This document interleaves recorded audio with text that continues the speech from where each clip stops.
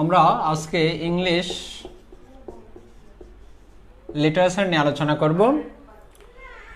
আমরা খুলনা শাখার পক্ষ থেকে, খুলনা রয়্যাল মোড় গোল্লামারি দৌলতপুর শাখার পক্ষ থেকে এবং শ্রদ্ধেয় বসার স্যার এবং কবি স্যারকে অসংখ্য ধন্যবাদ, এবং তাদের গ্রুপে আমরা আজকে ইংলিশ সাহিত্য থেকে যাত্রা শুরু করব এবং ইংলিশ লিটারেচার। আমরা ইংলিশ লিটারেচার সম্পর্কে আজকে আলোচনা করব। আর ইংলিশ লিটারেচার খুব গুরুত্বপূর্ণ একটা সাবজেক্ট, যেখান থেকে অবশ্যই কোশ্চেন তৈরি করা হয়েছে, হবে এবং হওয়ার সম্ভাবনা আছে। আমরা ইংলিশ লিটারেচার যে একটা গুরুত্বপূর্ণ টপিক, এবং বিসিএসসির জন্য 15 মার্কের এখানে কোশ্চেন তৈরি করা হয়। আর সেই বিসিএসসি 15 মার্কের কোশ্চেন কোন জায়গা থেকে, কিভাবে, কোন প্যাটার্নে কোশ্চেন তৈরি করা হয়, আমরা সেগুলি জানবো, বুঝবো, উপলব্ধি করব এবং কিছু কিছু বিষয়গুলি লেখার চেষ্টা করব। আবার কিছু কিছু বিষয়গুলি আমরা শুনব। সাধারণত ইংরেজি সাহিত্য থেকে যে বিসিএসের জন্য 15 মার্কস, এই 15 মার্কস নিয়ে আমরা একটু আজকে আলোচনা করব এবং বেসিক একটু ধারণা দেব। এই বেসিক ধারণাটা শেষ হলে আমরা ইংরেজি সাহিত্যের গুরুত্বপূর্ণ একটা যুগ সম্পর্কে যাত্রা শুরু করব। মিলন ভাই বলেন তো, কমেন্ট বা এগুলি আমরা পরে দেখব, তার আগে একটা জিনিস জেনে নেই যে সাউন্ড কি ক্লিয়ার বা বোর্ড কি ক্লিয়ার, এটা আমাকে একটু শিওর করেন। দেখা যাচ্ছে বা হচ্ছে কনসেপ্ট কি ক্লিয়ার হচ্ছে, শোনা যাচ্ছে, বা এরকম জানতে চাচ্ছিলাম। কেউ একজন একটু কমেন্ট করেন, আমরা একটু অপেক্ষা করি, দেখি কমেন্ট আসছে কিনা, বা হচ্ছে কথা শোনা যাচ্ছে কিনা, বা ক্লিয়ার কিনা। হ্যাঁ, সবুজ ভাই সালাম দিয়েছে। হ্যাঁ, ওয়ালাইকুম আসসালাম। কথা কি শোনা যাচ্ছে ক্লিয়ার?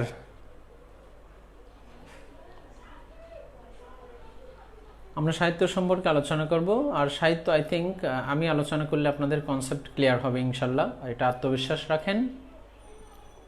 আর খুলনাতে আমি সাহিত্য নর্মাল নেই। ওকে, যে হ্যাঁ মারুফ আক্তার লিখেছে, হ্যাঁ আছি আলহামদুলিল্লাহ, ভালো আছি। হ্যাঁ, সব ঠিক আছে। যেহেতু সব ঠিক আছে, তাহলে will come back our main theme, আমাদের মূল আলোচনায় চলে যাই।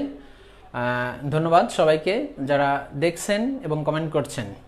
হ্যাঁ, আমাদের সাথে নিপেন দাস স্যার লিখেছে, ওকে, থ্যাংক ইউ, ধন্যবাদ স্যার। ওকে, মারুফ হাসান, হ্যাঁ ক্লিয়ার। জি, আরও অনেকেই বলছে clear, thank you, will come back our main theme, আমাদের মূল আলোচনায় চলে যাই। আমাদের আজকের টপিকের নাম হচ্ছে ইংলিশ লিটারেচার। আর ইংলিশ লিটারেচার থেকে খুব সহজেই মার্ক ওঠানো যায়। যারা জানে না তাদের জন্য অনেক কঠিন হয়, কিন্তু যারা জানে তাদের জন্য খুব সহজ হয়ে যায়। আমরা সিম্পলি একটা বিষয় একটু খেয়াল করি। ইংলিশের নর্মালি দুটো পার্ট, একটা হচ্ছে গ্রামার এবং একটা হচ্ছে লিটারেচার। আমরা জানি গ্রামার থেকে 20, লিটারেচার থেকে 15। এটা যদি কাউন্ট করি তাহলে এখানে 35 মার্ক হয়। আর এটা হচ্ছে পিলির জন্য, বিসিএস এর জন্য এবং আদার্স জবস বা অন্যান্য সকল জব সেক্টরের জন্য। তাহলে ইংলিশের দুটো পার্ট, একটা গ্রামার একটা লিটারেচার। গ্রামার থেকে 20, লিটারেচার থেকে 15, এই 35 মার্ক ফর পিলির জন্য বা বিসিএস এর জন্য।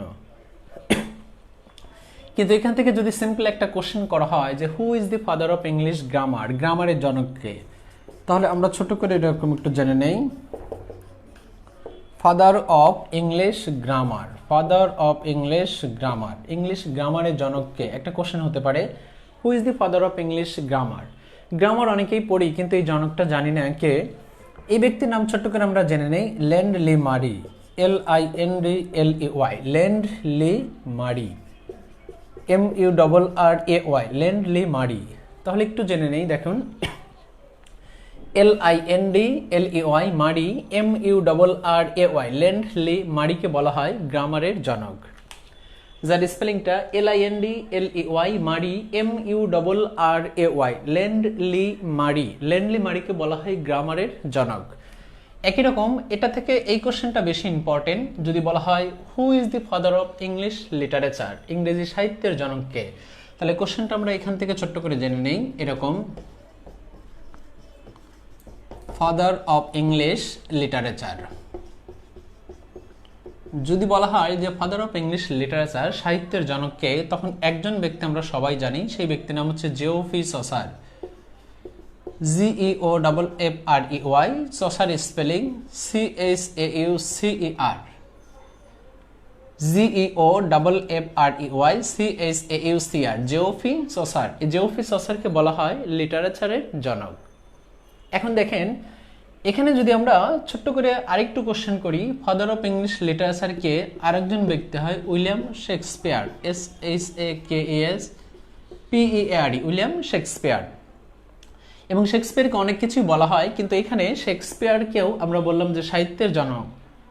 এবং এই কোশ্চেনটাই যদি আমরা আরেকটু ডিপলি যাই, ফাদার অফ ইংলিশ যদি এখানে বলা হয় অতিরিক্ত একটা শব্দ, মডার্ন লিটারেচার আধুনিক সাহিত্যের জনককে, তখন সেই ব্যক্তি হয় জর্জ বার্নার্ড শো। এবার দেখেন আমরা কোশ্চেন একটু পরে করি, আগে ফার্স্ট অফ অল শুনি। কেন? জ্ঞানীরা প্রথমে শোনে পরে কোশ্চেন করে, আর বোকারা একটু শোনে একটু কোশ্চেন করে। তাহলে নিজেদের কোশ্চেন করেন আপনারা জ্ঞানী নাকি বোকা, তাহলে অ্যান্সার পেয়ে যাবেন। আমরা এখানে যতটুকু লিখলাম বিষয়টা এরকম, ইংলিশের দুইটা পার্ট, গ্রামার এবং লিটারেচার 20 এবং 50, এই 35 মার্ক বিসিএস এর জন্য। এখানে সিম্পলি দুইটা কোশ্চেন করলাম। গ্রামারের জনককে লেন্ডলি মারি, একই রকম এটা থেকে এটা বেশি ইম্পর্টেন্ট, এবং সেই ইম্পর্টেন্ট কোশ্চেনটা হচ্ছে father of English literature Geoffrey Chaucer. তাহলে গ্রামারের জনক লেন্ডলি মারি, লিটারেচারের জনক জেওপি চসার, এটা ইম্পর্টেন্ট। কিন্তু এই লিটারেচার জনক খুঁজতে গিয়ে আমরা এখানে অনেক কিছু পেলাম। লিটারেচার জনক জেওপি চসার, লিটারেচার জনক উইলিয়াম শেক্সপিয়ার, আধুনিক লিটারেচার জনক জর্জ বার্নার্ড শো। এই তিনটার মধ্যে আমাদের একটু কনফিউশন হতে পারে, আমরা সেই কনফিউশনগুলি একটু দূর করে আসি। দেখুন আমরা ছোট্ট করে একটু গল্প করি এবং গল্পটা শুনি, বুঝি, উপলব্ধি করি, তাহলে নিজেই অ্যান্সারটা পেয়ে যাবেন। লিটারেচার জনক বলা হয় জেওপি চসার, জেওপি চসারকে সংক্ষেপে বলা হয় জিসি, জেওপি চসার। লিটারেচার জনক বললাম উইলিয়াম শেক্সপিয়ার। কিন্তু আধুনিক লিটারেচার জনক বললাম জর্জ বার্নার্ড শো। খেয়াল করি আধুনিক সাহিত্যের জনক জর্জ বার্নার্ড শো এবং তাকে আরও অনেক কিছু বলা হয়, তাহলে এটা ভিন্ন জিনিস। এই দুটো জিনিস একই, এবং এই দুটো নিয়ে আমাদের অনেকের কনফিউশন কোশ্চেন থাকতে পারে। খেয়াল করি দেখেন, ফার্স্ট লিটারেচার জনক অপশনে যে থাকবে আমরা তাকে দেব, তাহলে ফার্স্ট কি অপশনে যে থাকবে আমরা তাকে দেব। সেকেন্ডলি অপশনে দুজনই আছে, তখন কি করব? তখন অপশনে A+B B+C বথ উভয় আমরা দুটোই দেব। অপশন 3 দুজনই আছে কিন্তু এ আছে এ আছে বি, অথবা এ আছে এ আছে বি, তখন আমরা কাকে বলবো? তখন নিঃসন্দেহে আমরা জেওপি চসারকে পারফেক্ট মনে করব, জেওপি চসারকে পারফেক্ট মনে করব। আর জেওপি চসার যদি না থাকে তাহলে উইলিয়াম শেক্সপিয়ার। তাহলে দেখেন লিটারেচার জনক জেওপি চসার এটি সর্বদিক থেকে পারফেক্ট হয়। শেক্সপিয়ারকে বলা যায় কখনো কখনো, তবে খুবই রেয়ার, নাই বললেই নয়। আধুনিক George Bernard Shaw. SHAKESPEARE, shake অর্থ বর্ষা, স্পেয়ার অর্থ দোলানো, শেক্সপিয়ার শব্দ অর্থ বর্ষা দোলানো, এবং শব্দটা হবে Shakespeare, not like that, Shakespeare. এবং তার লাস্টে একটা আর আছে, এখানে একটা স্পেলিং আসে, which is the correct spelling of William Shakespeare, William শেক্সপিয়ারের কারেক্ট স্পেলিং কোনটি? তাহলে এখানে AER থাকতে পারে। মনে রাখবেন একটা লাস্ট অক্সিলারি ভার্ব আছে, am is are। তাহলে এবার জেনে নেই, কনসেপ্টটা আরো ক্লিয়ার করে নেই। ইংলিশের দুইটা পার্ট, একটা গ্রামার একটা লিটারেচার, গ্রামার থেকে 20, লিটারেচার থেকে 15, এই 35 মার্ক ফর পিলির জন্য, জবের জন্য, বিসিএস এর জন্য। গ্রামারের জনক লেন্ডলি মারি, লিটারেচার জনক জেওপি চসার, দ্যাটস এনাফ। এই লিটারেচার জনক জেওপি চসার হয়, কখনো কখনো বলা যায় উইলিয়াম শেক্সপিয়ার হয়, স্পেলিংটা গুরুত্বপূর্ণ, এবং আধুনিক সাহিত্যের জনক জর্জ বার্নার্ড শো হয়। শেক্সপিয়ারকে অনেক টাইটেল বলা যায়, কমপক্ষে 30টা টাইটেল বলা যায়, এর মধ্যে ছোট্ট করে কখনো কখনো এটাও বলা যেতে পারে, তবে খুবই rare, father of English literature. তাহলে এই পর্যন্ত আই থিঙ্ক কনসেপ্ট ক্লিয়ার। এবার একটু দেখে আসি কমেন্টে। আই থিঙ্ক এই পর্যন্ত কনসেপ্ট ক্লিয়ার। হ্যাঁ, জেওপি চসার, হ্যাঁ লেন্ডলি মারি, হ্যাঁ অনেকে লিখেছেন, হ্যাঁ আমাদের এই যে ইমরান ভাই লিখেছে জি clear, everything okay, good. I think এই পর্যন্ত কনসেপ্ট ক্লিয়ার। আমাদের বাসার ছাড় আছে সাথে। তাহলে এখানে যতটুকু আমরা জানলাম, সিম্পলি প্লের জন্য দুটো কোশ্চেন, এই দুটো কোশ্চেনকে আমরা একটু মার্ক করে দেই। একটা হচ্ছে গ্রামারের জনক লেন্ডলি মারি, একটা হচ্ছে লিটারেচার জনক জেওপি চসার। দেখেন দুটো কোশ্চেনই খুব বেশি ইম্পর্টেন্ট। তাহলে আমরা এখানে যতটুকু জানলাম, অনেক গল্প করলাম, এর মধ্যে থেকে 3টে ইনফরমেশন আমরা জব সেক্টরের জন্য কালেক্ট করতে পারি। একটা হচ্ছে গ্রামারের জনককে লেন্ডলি মারি, আরেকটা লিটারেচার জনককে জেওপি চসার, আর তৃতীয় নম্বর হচ্ছে শেক্সপিয়ারের স্পেলিংটা লাস্টে ARE আছে। তাহলে এখানে যতটুকু জানলাম অতিরিক্ত জানলাম, কিন্তু পিলির জন্য 3টে কোশ্চেন আমরা অবশ্যই টুকে নিলাম। আমি কোশ্চেন করব এরকম, এবং আপনারা যারা এখানে লাইভ দেখছেন, who is the father of English literature? Geoffrey Chaucer. Who is the father of English grammar? Lindley Murray. অথবা which is the correct spelling of William Shakespeare? অবশ্যই কি আছে? আর আছে। That's enough. এটা আমাদের প্রথম স্টেপ গেল। এবার আমরা দ্বিতীয় স্টেপে চলে আসি, আর দ্বিতীয় স্টেপটা খুবই গুরুত্বপূর্ণ। এই দ্বিতীয় স্টেপ যদি কেউ ভালো বোঝে, ইংরেজি সাহিত্যে খুব সহজেই সে মার্ক ওঠাতে পারবে। সে যদি ইংলিশের স্টুডেন্ট নাও হয়, এই দ্বিতীয় স্টেপটা যদি একটু ভালো বোঝে, মানে গল্প করি, এখানে গল্পটা হচ্ছে পিরিয়ড বা এজ। ইংরেজ সাহিত্যের সমগ্র পিরিয়ড বা এজ আছে হচ্ছে 8টি, আর গ্রামারের দিক থেকে পার্টস অফ স্পিচ আছে কয়টি? 8টি। এই যে আপনাদের জুবাইর স্যার নেয়, তাহলে দেখেন এটার সাথে কম্পেয়ার করি। গ্রামারের দিক থেকে পার্টস অফ স্পিচ 8টি, আর ইংরেজ সাহিত্যের সমগ্র যুগ আছে 8টি। পিরিয়ড বলা যায়, এজ বলা যায়, কাইন্ডস বলা যায়, এরা বলা যায়, ক্লাসিফিকেশন বলা যায়, আরও অনেক কিছু বলা যায়।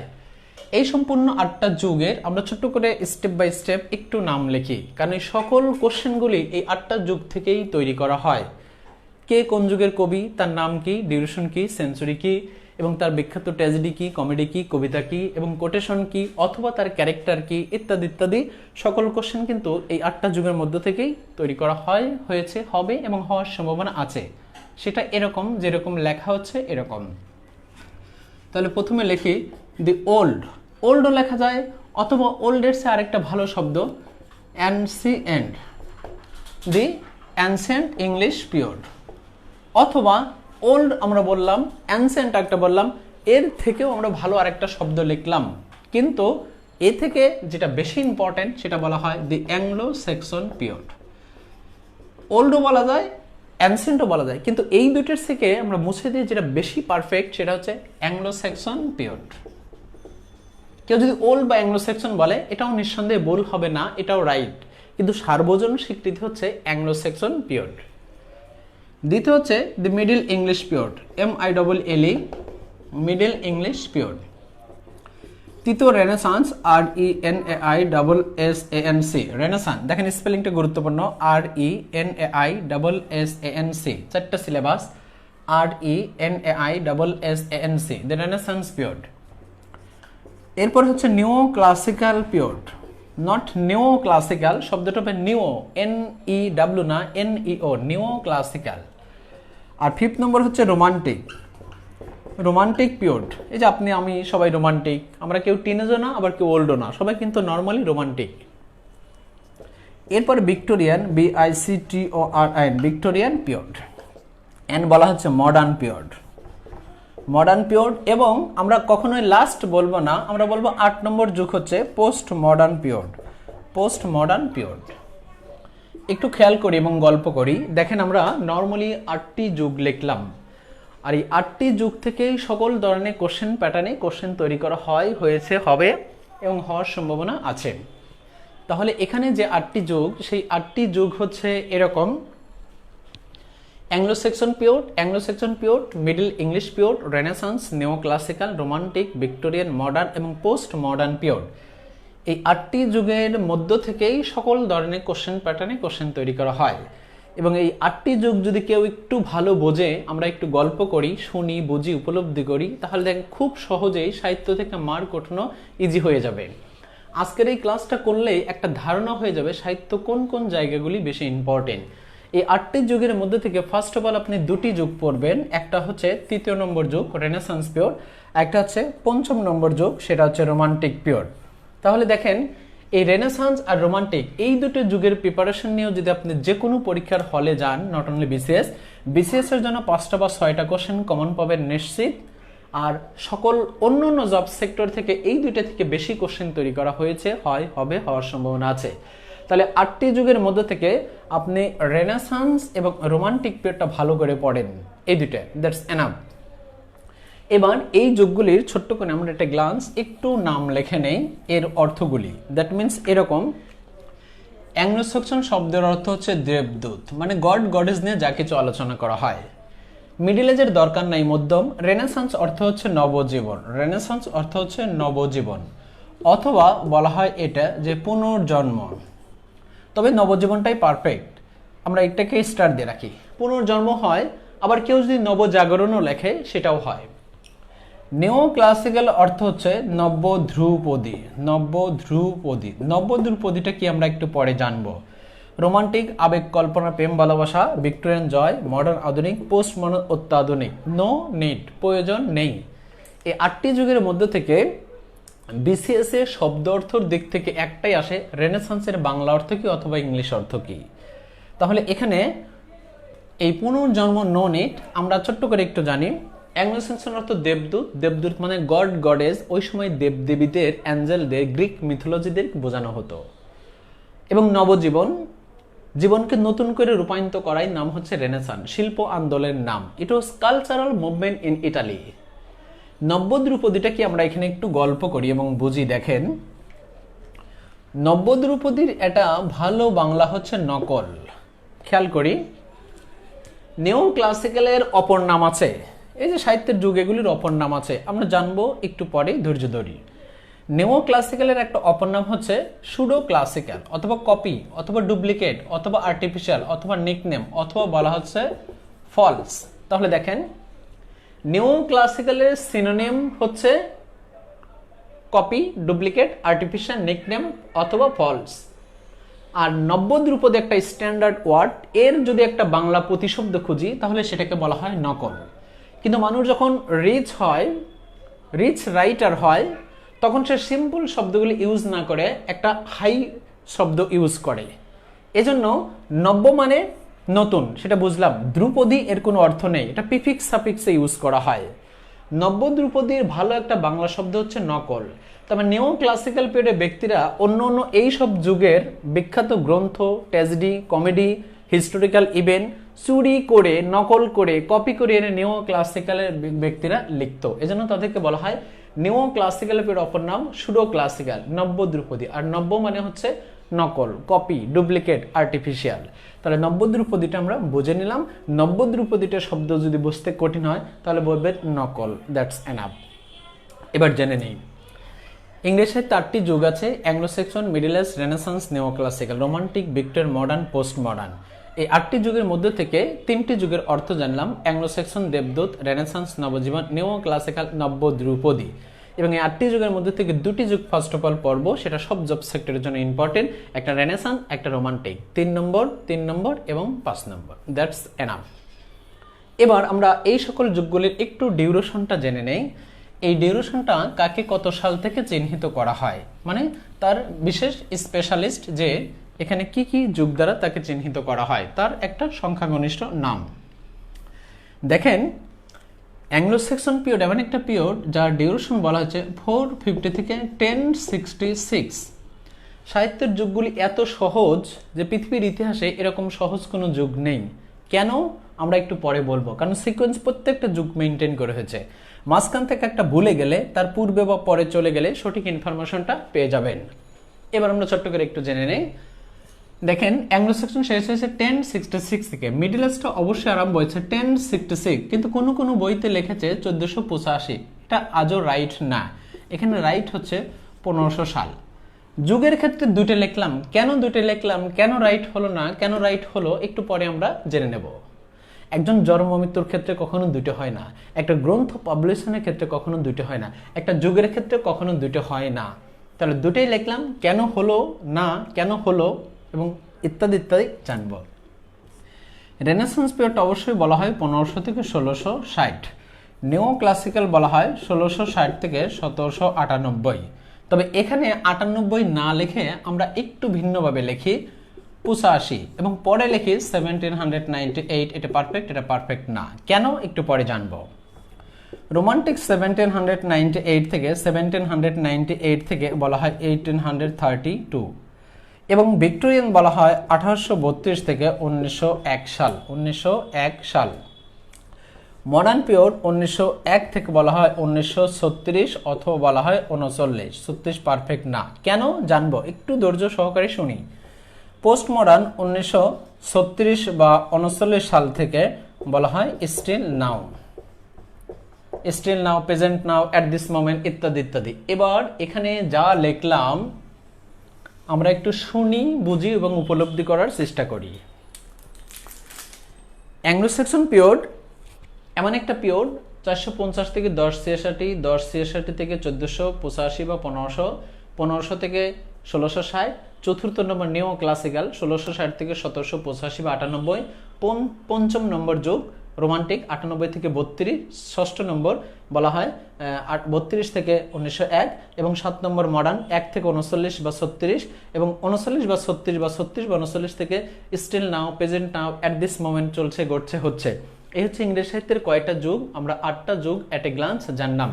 এবার ছোট্ট করে একটু আমরা গল্প করি, দেখেন খুব মনোযোগ দেন।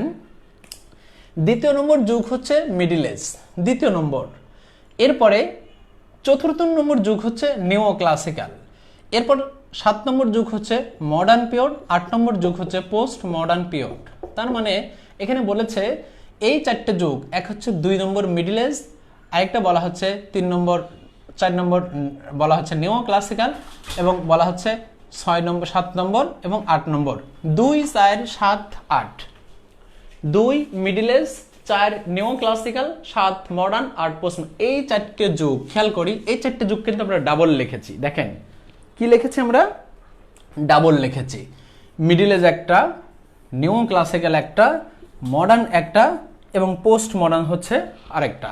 এই 4টে যুগ ডাবল লিখেছি। আমি বলেছি যুগের ক্ষেত্রে, কবির জন্ম মৃত্যুর ক্ষেত্রে, গ্রন্থ পাবলিশনের ক্ষেত্রে কখনো দুটো হয় না। এবং এখানে যে আমরা কয়েকটা লিখেছি সেই কয়েকটা সম্পর্কে আমরা জানবো যে কেন ডাবল হয় না এবং কেন ডাবল হয়। তাহলে এট এ গ্লান্স একটু দেখি। অ্যাংলো সেকশন শেষ হয়েছে 450 থেকে 1066, আর এই 1066 থেকে আরম্ভ হয়েছে এবং এটা শেষ হয়েছে 1500 সাল। এই 1485 পারফেক্ট না। কেন পারফেক্ট না? এই 1485 দিয়ে রেনেসান্স কিন্তু একটা বইতেও দেখাতে পারবেন না আরম্ভ হয়েছে। বাংলাদেশের যতগুলি বই আছে, ওরাকল, মেরাকল, জর্জ, এমপি3, রেডিক্যাল, রেপেক্স, হ্যান্ডবুক, ননীন, তোমার বিদেশের শাকিল ভাই, রেফিউজ, আরমান, অথবা সকল বইয়ে একটাতেও নেই। তাহলে এটা পারফেক্ট না, এটা পারফেক্ট এই। তাহলে 1500 থেকে 1660, এই 1660 থেকে আবার এখানে বলেছে 85। কেন বলেছে 85? শুধুমাত্র বাজারের যে বইটাতে এখানে 85 লিখেছে, সেই বইয়ের ধারাবাহিকতা অনুসারে এখানে 85 লিখেছে, কিন্তু এই 85 পারফেক্ট না। এ পারফেক্ট হচ্ছে 1798। এর আরেকটা কারণ হচ্ছে, দেখেন এই 85 দিয়ে কি কখনো কোনো বইতে পেয়েছেন রোমান্টিক যুগটা আরম্ভ হয়েছে এই 85 দিয়ে? না, অবশ্যই এটা দিয়ে। তার আরেকটা কারণ হচ্ছে, একটু গল্প করি, খেয়াল করেন। উইলিয়াম ওয়ার্ডসওয়ার্থের 19টা কবিতা এবং এস.টি. কোলরিজের 4টা, দু একটা বইতে 5টাও আছে কিন্তু নো নিড। তাহলে 19টার 4টা কয়টা? 23টা কবিতার সময়ে যখন লিরিক্যাল ব্লাড কবিতা সমগ্র পাবলিশড হলো 1798-এ, তখন মূলত রোমান্টিক যুগের যাত্রা সূচনা করা হলো। তাহলে অবশ্যই 85 পারফেক্ট না, পারফেক্ট হচ্ছে 98, আর 98 দিয়ে রোমান্টিকের যাত্রা শুরু হয়েছে। এখানে একটু গল্প করি, দেখেন এই যে এই 4টে ইনফরমেশন গোল করলাম, এই 4টে ইনফরমেশন থেকে বিসিএস 10 বার কোশ্চেন আসছে। Point of nature William Wordsworth, point of super natural S T. Coleridge. Wordsworth কতগুলি? 19টা। এস.টি. কোলরিজ কতগুলি? 4টা। টোটাল কয়টা? 23টা। লিরিক্যাল ব্লাডে কয়টা কবিতা? 23টা। লিরিক্যাল ব্লাড কে লিখেছে? William Wordsworth, right. Lyrical ballads কে লিখেছে? এস.টি. Coleridge, right. দুজন একে অপরের খুব ভালো বন্ধু ছিল। এবং উইলিয়াম ওয়ার্ডসওয়ার্থ ওয়াজ বর্ন 1700, বলা হয় 70 থেকে 1850, এবং এস.টি. কোলরিজ জন্ম গ্রহণ করেছিল 1772 থেকে 1834। দুজনের রোমান্টিক যুগের বিখ্যাত ব্যক্তি, দুজনের সমন্বয়ে লিরিক্যাল ব্লাডটা যখন 1798-এ পাবলিশড হয়, তখন রোমান্টিক যুগের যাত্রা সূচনা করা হয়। তার মানে এটাও দু একটা বইতে লিখেছে, কিন্তু ভ্রান্ত ধারণা। আর ভ্রান্ত ধারণা সম্পর্কে জর্জ বার্নার্ড শো বলেছিল, be aware of false knowledge, it is more danger than to ignorance. ভ্রান্ত জ্ঞান অজ্ঞতার চেয়েও মূর্খ। এজন্য কখনো ভুল জ্ঞান শিখবেন না, সঠিকটা শিখবেন। 2 দিন পরে শেখেন, সেটা শেখেন, কিন্তু সঠিকটা শিখবেন, it will be better for you. তাহলে আমরা এখানে রোমান্টিকটা অবশ্যই 98 এবং 32, এবং তারপরে বিটুইন 32 থেকে 1। মডার্ন পিরিয়ডে এসে দেখেন বলতেছে 1 থেকে 36 বা 39। কেন 36 বা 39? এখানে 36 পারফেক্ট না। কেন পারফেক্ট না? এবার একটু গল্প করি।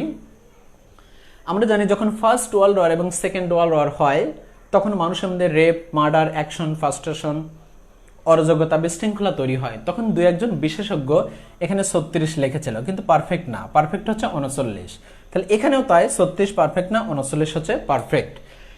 আমরা দুটেই জানলাম, কিন্তু এটা পারফেক্ট না, এটা পারফেক্ট না, এটা পারফেক্ট না, এটা পারফেক্ট না। এখন একটু বোর্ডের দিকে তাকাই, দেখেন আমরা দুটোই জানলাম, কিন্তু যেটা পারফেক্ট সেটা রেখে দিলাম, যেটা কখনো কখনো সামটাইম বলা হয় সেটা আমরা জানলাম। কেন? জানার পরিধি বেশি করলে সেটা কমানো যায়, কিন্তু জানেনই কম, তখন 15টা কোশ্চেনই আপনার কাছে মনে হবে উইলিয়াম শেক্সপিয়ার, কারণ এর বেশি আর জানেন না। এজন্য বিভিন্ন বইতে এটা কনফিউশন আছে, আমি দেখেছি সারা বাংলাদেশের লিটারেচার সকল বইগুলিতেই। আমি কনফিউশনটা দূর করে দিলাম, দুটোই জেনে রাখলাম, যেটা ফল সেটা আমরা মুছে দিলাম, যেটা পারফেক্ট সেটা রেখে দিলাম। দেখেন প্রত্যেকটা যুগ সিকোয়েন্স মেনটেন করে তৈরি করা হয়েছে, এখন বিষয় হলো সরি ফর দ্যাট, এখান থেকে একটা যুগকে ভুলে গেছেন আপনি, সেটা হচ্ছে রোমান্টিক পিরিয়ড। আপনার মনে নেই রোমান্টিক পিরিয়ডটা কত সাল থেকে কত সাল? তাহলে একটু টেকনিকই ফলো করেন, দেখেন when you will forget age, you will just go to before stage or after stage, then you will get a right pronunciation. কোনো যুগকে ভুলে গেলে তাৎক্ষণিকভাবে সেই যুগের পূর্বে এবং পরে চলে যান, তাহলে সেই রাইট ইনফরমেশনটা বা যুগটা পেয়ে যাবেন, সেটা মেজর পার্ট হোক বা এদের শাখা প্রশাখা হোক। তাহলে মনে নেই রোমান্টিক যুগটা কত সাল, কিন্তু এটা মনে আছে নিও ক্লাসিক্যাল শেষ হয়েছিল 1798, রোমান্টিক পরে ভিক্টোরিয়ান, কিন্তু এটা মনে আছে ভিক্টোরিয়ান পিরিয়ড আরম্ভ হয়েছিল 1832 সাল। তাহলে you will get a right duration of the romantic period. এবার জেনে নেই, এখানে দুটো পয়েন্ট অফ ভিউ থেকে কোশ্চেন আসে, নাম আসলে ডিউরেশনের নাম সেঞ্চুরি হয়, কিন্তু খুবই রেয়ার, নাই বললেই নয়, অতএব দরকার নেই, আমরা দুটোই জানি। ইংরেজ সাহিত্যের 8টি যুগ আছে, Anglo Saxon, middle age, renaissance, neo classical, romantic, Victorian, modern, post modern. এই 8টি যুগের মধ্য থেকে 3টি যুগের অর্থ জানলাম, অ্যাংলো সেকশন দেবদূত, রেনেসান্স নবজীবন, নেও ক্লাসিক্যাল নব্য ধ্রুপদী অথবা নকল। এই 8টি যুগের মধ্যে 2টি যুগ খুব বেশি ইম্পর্টেন্ট, রেনেসান্স এবং রোমান্টিক পিরিয়ড। এই 8টি যুগের নাম জানলাম এবং ডিউরেশন জানলাম, নাম আসলে ডিউরেশন আসলে নাম, দ্যাটস এনাফ। তাহলে এখানে যতটুকু আলোচনা করলাম, আই থিঙ্ক এই পর্যন্ত কনসেপ্ট ক্লিয়ার। আমরা একটা গ্লান্স একটু দেখে আসি। ধন্যবাদ ভাই মুসা ভাই। হ্যাঁ, অনেকদিন পর আসলে লাস্ট এই করোনার আগে ক্লাস নিয়েছি আপনাদের ওইখান থেকেই, এবং সেটি শেষ ক্লাস, এরপর আর কোনো ক্লাস নেওয়া হয়নি। হ্যাঁ, ফ্রম গেট এমনি নিয়েছি, কিন্তু লাইভ ক্লাস বলতে আর সরাসরি সেটা একটু পার্থক্য। সো আই থিঙ্ক আমরা এই পর্যন্ত জানলাম, এই পর্যন্ত আই থিঙ্ক কনসেপ্ট ক্লিয়ার। হ্যাঁ, ওয়ালাইকুম আসসালাম জুবাইর স্যার। হ্যাঁ, ভালো আছি আলহামদুলিল্লাহ, আপনাকে তো প্রায়ই দেখি। হ্যাঁ, রাজু ভাই আছে আমাদের সাথে, মুজাহিদ ভাই আছে আমাদের সাথে। সো সবাইকে ধন্যবাদ, স্পেসিফিকলি আমি নাম বললাম না। Thanks for all who watching this classes. So আমরা এই পর্যন্ত আই থিঙ্ক জানলাম। এবার ছোট্ট করে আমরা আরেকটু ইনফরমেশন জেনে নেই। তাহলে প্রথম স্টেপ জানলাম যে ইংলিশের দুটো পার্ট, গ্রামার, লিটারেচার। গ্রামারের জনক, লিটারেচার জনক। দ্বিতীয় স্টেপ জানলাম যে ইংলিশ সাহিত্যের 8টি যুগ, 8টি যুগের নাম, ডিউরেশন, এবং 8টি যুগের মধ্যে থেকে 2টি যুগ ইম্পর্টেন্ট এবং 3টি যুগের অর্থ। এখানে ডিউরেশন দুটোই জানলাম, পারফেক্টটা রেখে দিলাম, বাকিটা মুছে দিলাম, যাতে কখনো কখনো অন্য ব্যক্তির সাথে আর্গুমেন্ট না হয়। জ্ঞানী ব্যক্তিরা কখনো আর্গুমেন্ট করে না, এবং ফ্রান্সিস বেকন বলেছিল ravens is the kind of success. সফলতা অবশ্যই ব্যর্থতার পরে যে সফলতা হয়, সেই সফলতার জন্য একটু ধৈর্য ধারণ করতে হয়। এবং ছোট্ট করে আমরা কোরআনেও পেয়েছিলাম ইন্নাল্লাহু মা সাবিরিন, নিশ্চয় আল্লাহ তাআলা ধৈর্যকারীদের সাথে আছেন। আর বাংলা ব্যাকরণ তো বলা হয়েছে সবুরে মেওয়া ফলে। এই কথাটা জ্যাক্স রুশো বলেছিল, patience is better but it fruit is so sweet. ধৈর্য হয় তিক্ত, কিন্তু এর ফল হয় মিষ্ট। এবার আমরা একটু গল্প করি। গল্প শুনবেন? হ্যাঁ, গল্প সাধারণত আমি করি না। কেন? কারণ সময় কম থাকে। তারপরে ছোট্ট একটা গল্প বলি। পৃথিবীর মধ্যে সবচেয়ে ছোট গল্প লিখেছিল ইংরেজ সাহিত্যের বিখ্যাত একজন ব্যক্তি আর্নেস্ট হেমিংওয়ে, যা মাত্র পৃথিবীর সবচেয়ে 6টা শব্দ দিয়ে পৃথিবীর সবচেয়ে ছোট গল্প লিখেছিল। Baby shoes never on it's museum. মানে একজন প্রেগন্যান্সি মহিলার বেবি হবে, এজন্য সে জুতো কিনেছে এক জোড়া।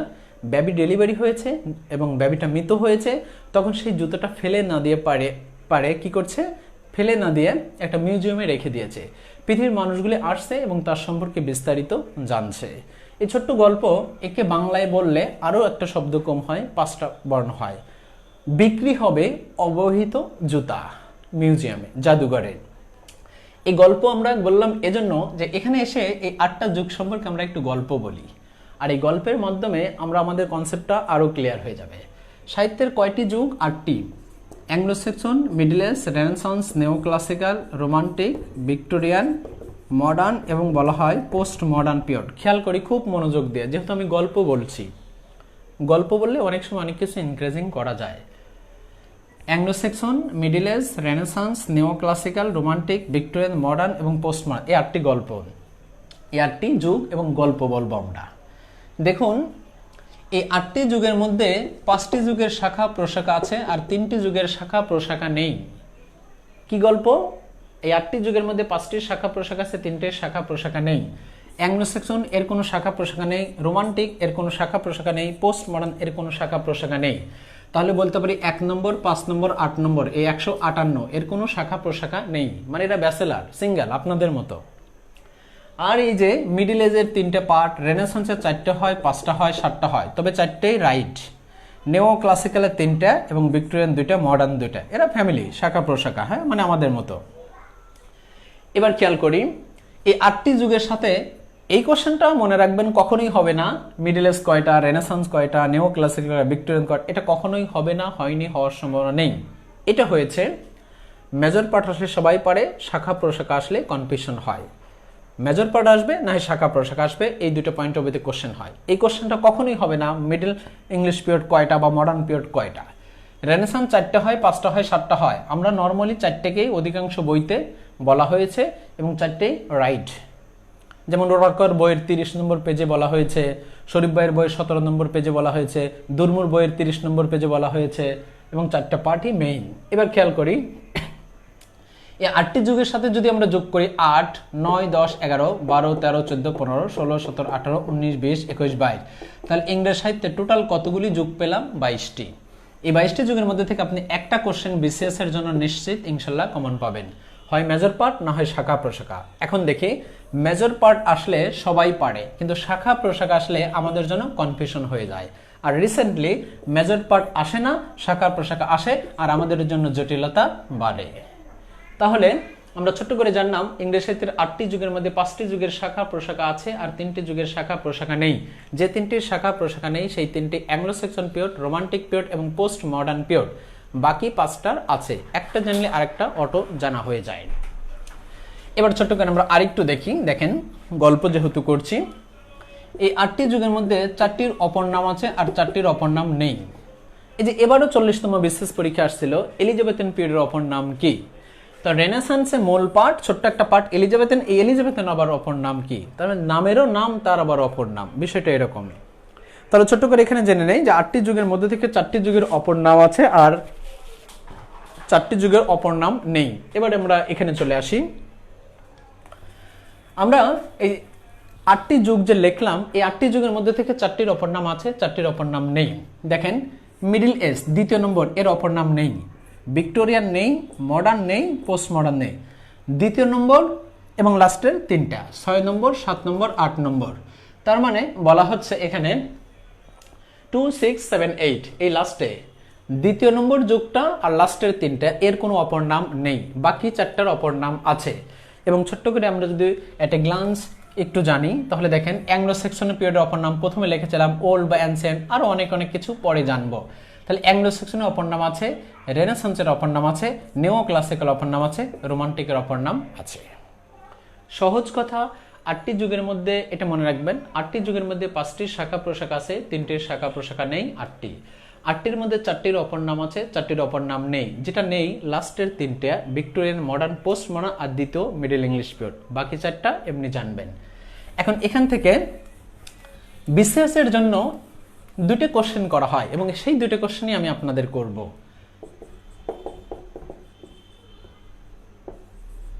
বলেন তো ইংরেজি সাহিত্যের প্রথম যুগ কোনটি? ইংরেজি সাহিত্যের প্রথম যুগ কোনটি? হ্যাঁ, অ্যাংলো সেকশন পিরিয়ড বা ওল্ড ইংলিশ পিরিয়ড। ইংরেজি সাহিত্যের রসাকাল, প্রাচীনকাল, আদিকাল, প্রথমকাল, নিঃসন্দেহে রাইট। আপনি যা বলেছেন রাইট, 100% রাইট। এইবার অ্যানাদার কোশ্চেন, লাস্ট এজ কোনটি?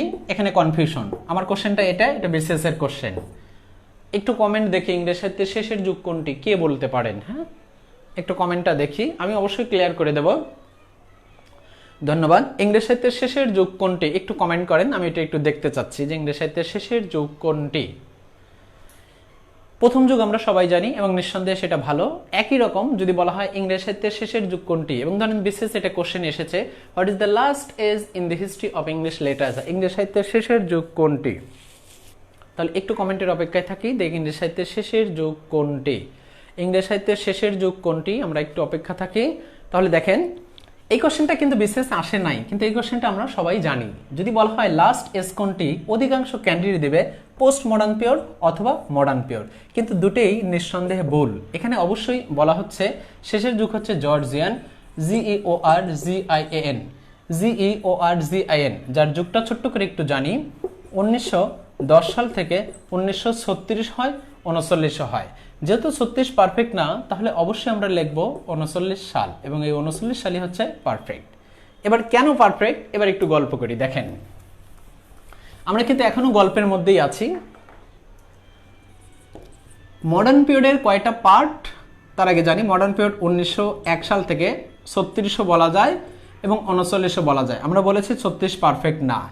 মডার্নের দুইটা পার্ট, একটা খেয়াল করি, খুব মনোযোগ দেই, ইডওয়ার্ডেন পিরিয়ড আর একটা হচ্ছে জর্জিয়ান পিরিয়ড। ইডওয়ার্ডেনটা 1901 থেকে বলা হয় 1910, আর জর্জিয়ান পিরিয়ড যেটাই মাত্র লিখলাম 1910 সাল থেকে 1939 বা 36, পারফেক্ট না।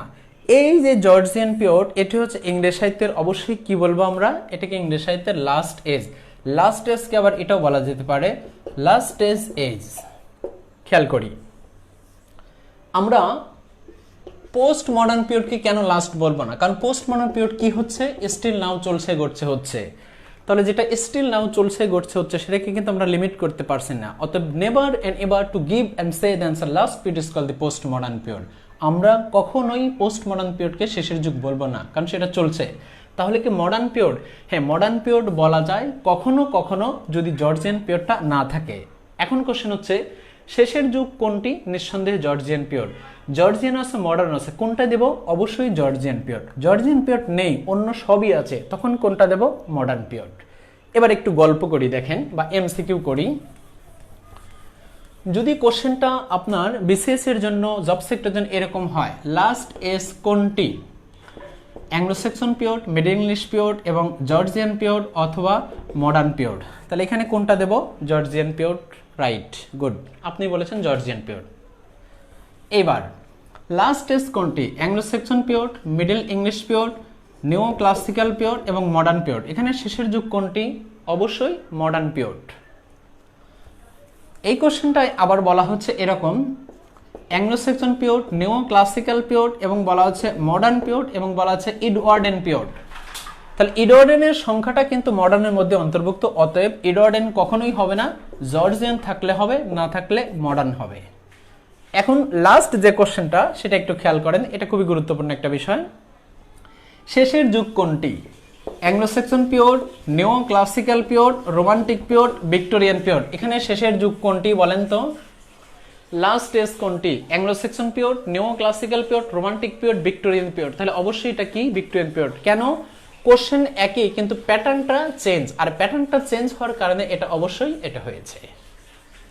এজন্য আমরা ইংরেজ সাহিত্যের শেষের যুগ অবশ্যই জর্জিয়ান পিরিয়ড 1910 থেকে 1939 সাল, প্রথম যুগ অ্যাংলো স্যাক্সন পিরিয়ড এবং শেষের যুগ অবশ্যই জর্জিয়ান পিরিয়ড। জর্জিয়ান পিরিয়ডটা 1910 থেকে 1939 সাল পর্যন্ত বলা হয়েছে। আমাদের গল্প শেষ, এবার আমরা আমাদের কনসেপ্টটা একটু ক্লিয়ার করে নেই। ইংরেজি সাহিত্যের নর্মালি দুইটা পার্ট বা ইংলিশের দুইটা পার্ট, গ্রামার এবং লিটারেচার। গ্রামারের জনক ল্যান্ডিমারি, লিটারেচার জনক জেওপি সোসার। এখানে আমরা একটু গল্প করলাম। সাহিত্যের 8টি যুগ আছে, 8টি যুগের মধ্যে থেকে 3টি যুগের অর্থ জানলাম এবং 2টি যুগের গুরুত্বপূর্ণ ইম্পর্টেন্ট জেনে নিলাম, নাম, রেনেসান্স এবং রোমান্টিক। এই 8টি যুগের নাম জানলাম, ডিউরেশন জানলাম, এবং এই 8টি যুগের মধ্য থেকে আমরা জানলাম 5টির শাখা প্রশাখা আছে, 3টির শাখা প্রশাখা নেই, এবং 8টি যুগের 4টির অপর নাম আছে আর 4টির অপর নাম নেই। প্রথম যুগ অ্যাংলো স্যাক্সন পিরিয়ড এবং শেষের যুগ অবশ্যই পোস্ট মডার্ন পিরিয়ড না, মডার্ন পিরিয়ড কখনো কখনো বলা যায়, তবে শেষের যুগ অবশ্যই মডার্ন পিরিয়ডের মধ্যে ছোট্ট একটা পার্ট, জর্জিয়ান পিরিয়ড, GEORGIAN, যা জর্জ 5 থেকে নামকরণ করা হয়েছিল। এডওয়ার্ডেন কিং এডওয়ার্ড 7 থেকে নামকরণ করা হয়েছিল। ভিক্টোরিয়ান কুইন ভিক্টোরিয়ান থেকে নামকরণ করা হয়েছিল। সাধারণত ইংরেজ সাহিত্যের যুগগুলি কোনো ব্যক্তির পয়েন্ট অফ ভিউ থেকে নামকরণ করা হয়, কোনো রাজারানী অথবা কোনো ঘটনাকে কেন্দ্র করে জাতি উপজাতির পয়েন্ট অফ ভিউ থেকে নামকরণ করা হয়েছিল। প্রথম যুগ অ্যাংলো স্যাক্সন পিরিয়ড, শেষের যুগ জর্জিয়ান পিরিয়ড। জর্জিয়ান এবং না থাকলে মডার্ন পিরিয়ড, মডার্ন এবং জর্জিয়ান কোনোটাই নেই, তাহলে অবশ্যই ভিক্টোরিয়ান পিরিয়ড হতে পারে, সেটা কোশ্চেন প্যাটার্নটির উপর ভিত্তি করে। তাহলে এখানে যতটুকু আমরা জানলাম আই থিঙ্ক এই পর্যন্ত আমাদের কনসেপ্ট ক্লিয়ার। এবার আমরা যতটুকু জানলাম এই পর্যন্ত কনসেপ্ট ক্লিয়ার করলাম, এবার আমরা একটা টপিক আলোচনা করি, আর সেই টপিকের নাম হচ্ছে the Anglo Saxon period. Anglo Saxon period এবং ইংরেজ সাহিত্যের এখান থেকে যাত্রা শুরু, অ্যাংলো স্যাক্সন পিরিয়ড। কিন্তু এর আগে দেখেন আমরা অনেকগুলি সময় জানলাম, এই এতটুকু যে জানলাম এই জানতেই ইংরেজ সাহিত্যের ক্যান্ডিডেটরা অনেক বেশি কনফিউশন হয়ে যায় বা আদার সকল ক্যান্ডিডেটরা। তাহলে বেসিক, এটির জন্য টপিকটা আজকে লেখা ছিল basic information of English literature. তাহলে বেসিকটা আমরা জানলাম, এরপরে একটা টপিক সেটা হচ্ছে অ্যাংলো স্যাক্সন পিরিয়ড। তাহলে অ্যাংলো স্যাক্সন পিরিয়ড থেকে আমরা ছোট্ট করে একটু গল্প করি। অ্যাংলো স্যাক্সন পিরিয়ডের প্রথমে যুগটা বলা হয়েছিল 450 থেকে 1066। অ্যাংলো স্যাক্সন পিরিয়ডের বাংলা অর্থ হচ্ছে দেবদ্রুত, দেবদ্রুত। অ্যাংলো স্যাক্সন পিরিয়ডকে সেঞ্চুরি বলা হয় 4 থেকে 9 সেঞ্চুরি, 4 থেকে 9 কি সেঞ্চুরি। এই অ্যাংলো স্যাক্সন পিরিয়ডের অপর নাম আছে, বলেছিলাম 4টি যুগের অপর নাম আছে, 4টির অপর নাম নাই। এখানে আমরা দেখেন প্রথমে একটা শব্দ লিখেছিলাম ওল্ড, ওল্ড অথবা এখানে লিখি অ্যানসিয়েন্ট, ওল্ড বা ancient English period, English period, old বা অ্যানসিয়েন্ট ইংলিশ পিরিয়ড। অথবা এটাও বলা যায় the dawn, DAWN, the dawn of English literature. অথবা জাস্ট মিনিট, এটিকে বলা হয় ইংরেজি সাহিত্যের উষাকাল। কি বলা হয়? উষাকাল। খেয়াল করি, উষাকাল বলা হয় ইংরেজি সাহিত্যের উষাকাল, প্রাচীনকাল, আদিকাল, প্রথমকাল, সূচনাকাল, অনেক কিছু হতে পারে। একটু খেয়াল করি, অ্যাংলো স্যাক্সন পিরিয়ডের নাম জানলাম, ডিউরেশন জানলাম, সেঞ্চুরি জানলাম, বাংলা অর্থ জানলাম এবং অনেকগুলি অপর নাম জানলাম। নাম আসলে ডিউরেশন, ডিউরেশনের নাম এই দুটোই হয়, কখনো কখনো বাংলা অর্থ, কখনো কখনো সেঞ্চুরি, কখনো কখনো অপর নাম, এগুলি রিয়ার হয়। সালের সাথে শতাব্দীর ইংরেজ সাহিত্যে কোনো সম্পর্ক নেই। তাহলে দেখেন এখানে আমরা যতটুকু জানলাম, তাহলে অবশ্যই বলা হচ্ছে, এই যে অনেকে লিখছে পোস্ট মডার্ন পিরিয়ড। হ্যাঁ, ইংরেজ সাহিত্যের শেষের যুগ কখনোই পোস্ট মডার্ন পিরিয়ড হবে না। মাহবুবুর রহমান ভাই লিখেছে যে পোস্ট মডার্ন কখনোই হবে না, আমরা জানি। হ্যাঁ, জর্জিয়ান পিরিয়ড অনেকেই লিখেছে, জর্জিয়ান পিরিয়ডটাই হচ্ছে রাইট, গুড। তাহলে will come back our main theme. Anglo Saxon পিরিয়ডের নাম জানলাম, ডিউরেশন জানলাম, সেঞ্চুরি জানলাম, বাংলা অর্থ জানলাম এবং এর অনেকগুলি অপর নাম আছে। Old English period, ancient English period, ইংরেজ সাহিত্যের উষাকাল, প্রাচীনকাল, আদিকাল, প্রথমকাল, সূচনাকাল অথবা দি ডাউন অফ ইংলিশ লিটারেচার। নাম আসলে ডিউরেশন, ডিউরেশনের নাম আসলে কখনো কখনো সেঞ্চুরি, কখনো বাংলা অর্থ, কখনো অপর নাম। এবার দেখেন এই অ্যাংলো স্যাক্সন পিরিয়ড থেকে ছোট্ট করে আমরা দু একজন কবি সাহিত্যিক ব্যক্তিবর্গ জেনে নেই। অ্যাংলো স্যাক্সন পিরিয়ডের বিখ্যাত একজন কবি, যেহেতু পয়েটস লেখে, ক্যাডমন, CAEDMON, ক্যাডমন, CAEDMON, ক্যাডমন। এই ক্যাডমন থেকে কোনো কিছু পড়ার দরকার নেই। কেন? একটা ইনফরমেশন উইদাউট, তার ছোট করে একটা টাইটেল, টাইটেল মানে উপাধি, টাইটেল বা টাইটেলস বা ইনটাইটেল বা উপাধি, একে বলা হয় ফার্স্ট ইংলিশ। ফার্স্টের আবার আরেকটা শব্দ বলা যায় কখনো কখনো আর্লিয়েস্ট, ফার্স্ট বা earliest English poet, English poet. তবে এর সাথে এই ফার্স্ট বা আর্লিয়েস্টের সাথে তুলনা করা যায় বাংলা সাহিত্যে কাকে? লুইপাকে। এবার একটু খেয়াল করি, এর বিখ্যাত জন্মমৃত্যু ননিট, এর বিখ্যাত গ্রন্থ ননিট, এর আরও টাইটেল আছে ননিট। যেমন 7th সেঞ্চুরি কবি, হি ওয়াজ এ শিপার, সে একজন মেষ পালক। নো নিড ভাই, দরকার নেই, আপনি একটা পড়েন। হু ইজ দি ফার্স্ট বা আর্লিয়েস্ট? ফার্স্ট এবং earliest, what is the different meaning is the same. First বা আর্লিয়েস্ট ইংলিশ পয়েট, ইংরেজ সাহিত্যের প্রথম কবি বা আদি কবিকে ক্যাডমন, বাংলা সাহিত্যের প্রথম কবি বা আদি কবিকে লুইপা। That's enough. পরীক্ষায় যদি আসে আপনি এটাকে অবশ্যই স্টার দিয়ে রাখেন যে ক্যাডমন একজন বিখ্যাত ব্যক্তি, তা থেকে একটা ইনফরমেশন পড়বো, একটা ইম্পর্টেন্ট, ফার্স্ট বা earliest poet in the history of English. Who is the first বা earliest poet in the history of English literature? Caedmon. এবং তার জন্মমৃত্যু আছে, তার বিখ্যাত গ্রন্থ আছে, তার আরও অনেক টাইটেল আছে। নো নিড, দরকার নেই। ক্যাডমন কোন যুগের কবি? অ্যাংলো স্যাক্সন, তার বিখ্যাত একটা টাইটেল পাবেন, দ্যাটস এনাফ। তবে ক্যাডমন থেকে আমরা একটু গল্প করব পরিশেষে। সে একটা বিখ্যাত কোটেশন বলেছিল, লাভ ইজ ব্লাইন্ড, যদিও love is blind merchant of ভ্যানিশে উইলিয়াম শেক্সপিয়ার বলেছিল। মার্চেন্ট অফ ভ্যানিশ একটা বিখ্যাত কমেডি এবং পাবলিশ 1596, পোর্শিয়া তার বিখ্যাত নায়িকা। এবং love is blind merchant of ভ্যানিশে শেক্সপিয়ার কমেডির কোটেশন, অথবা all that glitter is not gold, এটাও বিখ্যাত একটা quotation Shakespeare merchant of Venice. Love is blind এই কথাটা ক্যাডমনও ইউজ করেছিল। একটা গল্প আছে, ছোট্ট করে আমরা একটু পরে জেনে নেব। তাহলে ক্যাডমন থেকে একটা ইনফরমেশন, সেটা হচ্ছে who is the first English poet? Caedmon, that's enough. দ্বিতীয় আরেকজন ব্যক্তি, সেই ব্যক্তি আরও বেশি ইম্পর্টেন্ট, এমনকি ভার্সিটি অ্যাডমিশন এখান থেকে কোশ্চেন এসেছে, আসবে। সেই ব্যক্তি হচ্ছে আলফ্রেড, আপনারা অবশ্যই জানেন আলফ্রেড দি গ্রেট। হ্যাঁ, এখন বলা যেতে পারে কিং আলফ্রেড দি গ্রেট, শুধু আলফ্রেড দি গ্রেট, শুধু গ্রেট, অনেক হতে পারে, তো পারফেক্ট হচ্ছে আলফ্রেড দি গ্রেট। সে একজন রাজা ছিল, কিং অফ ওয়েক্সেস। আর ওয়েক্সেস ইংল্যান্ডের সাগরের তীরবর্তী একটা স্থান বা জায়গা। অথবা ল অফ গভর্নিং, আইন প্রণয়নকারী, যেহেতু আইন রাজা ছিল এই জন্য আইন প্রণয়ন করতো, ইত্যাদি ইত্যাদি। কিন্তু এই ব্যক্তির যে টাইটেল সেটা অবশ্যই আপনাকে অবাক করে দিবে। কি অবাক করে দেবে? কনফিউশনের মধ্যে থেকে অবাক করে দেবে। দেখেন তার টাইটেলটা হচ্ছে এরকম, ফাউন্ডার অফ ইংলিশ প্রোজ। এই প্রোজটা কি? প্রোজ থেকে অনেক কোশ্চেন হয় এবং প্রোজটা কি আমরা জানবো, এই জন্য কোশ্চেন না করার আগে আমি কোশ্চেনটা রেখে দিলাম। Founder of English pros, Alfred the great. এরও গ্রন্থ আছে, অনেক টাইটেল আছে, দরকার নেই। কেন? কখনোই আসে না, এমনকি আপনার ক্লাস টেস্টেও আসবে না এজন্য। তাহলে দেখেন আলফ্রেড দি গ্রেট একজন বিখ্যাত ব্যক্তি, তাকে একটা title founder of English pros. Who is the founder of English pros? Alfred the great. এবার আমরা একটু গল্প করি, মনোযোগ দিয়ে শুনি। প্রোজ অর্থ হচ্ছে গদ্য, আর বাংলা সাহিত্যে গদ্যের জনক ঈশ্বরচন্দ্র বিদ্যাসাগর। কিন্তু এই কোশ্চেনটা যদি ইংলিশে করা হয়, যে FATHER, father of English pros, father of English pros, তাহলে এখানে কি আছে? এখানে আছে ফাউন্ডার, আর এখানে কি? ফাদার। পড়ে যাবেন ফাউন্ডার, পরীক্ষা আসবে ফাদার, দিয়ে আসবেন ফাদার, বাসায় এসে 2 দিন পরে সুন্দর ভুল খুঁজে পাবেন, দেখবেন ফাদার ছিল না ফাউন্ডার। তাহলে এখানে দুইজন ব্যক্তি হয় ফাদার অফ ইংলিশ প্রোজ, সংক্ষেপে লিখি ফ্রান্সিস বেকন।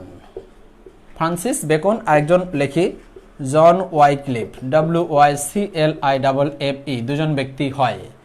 অপশনে যে থাকবে তাকে দেব, যদি অপশনে দুজনই থাকে অবশ্যই A+B, B+C বা অথবা ওই দুটোই হবে। আর একটু গল্প করি। জন উইক্লিফকে দুটো শব্দ, দুটো টাইটেল, একটা ফাদার অফ ইংলিশ প্রোজ, একটা ফার্স্ট বাইবেল ট্রান্সলেটর। আর ফ্রান্সিস বেকনকে কমপক্ষে 30টা টাইটেল বলা যেতে পারে। Father of English pros, father of English modern pros, father of এসে, ফার্স্ট এসে, ফেমাস এসে, গ্রেটেস্ট এসে, মাস্টার অফ এসে, মাস্টার অফ অ্যাফোরিজম, পয়েট বলা হয়, অথর বলা হয়, লয়ার বলা হয়, সায়েন্টিস্ট বলা হয়, বুরেকাপ বলা হয়, father of experimental, father of impressionism, Renaissance পিরিয়ডের কবি, এলিজাবেথিয়ান পিরিয়ডের কবি, 15th সেঞ্চুরি কবি, অনেক কিছু বলা হয় কাকে? ফ্রান্সিস বেকনকে। দরকার নেই, এবার কনসেপ্টটা একটু ক্লিয়ার করে নেই। এই কনসেপ্টটা এরকম, আলফ্রেড দি গ্রেট বিখ্যাত একজন ব্যক্তি, তার একটা title, who is the founder of English pros? Alfred the great.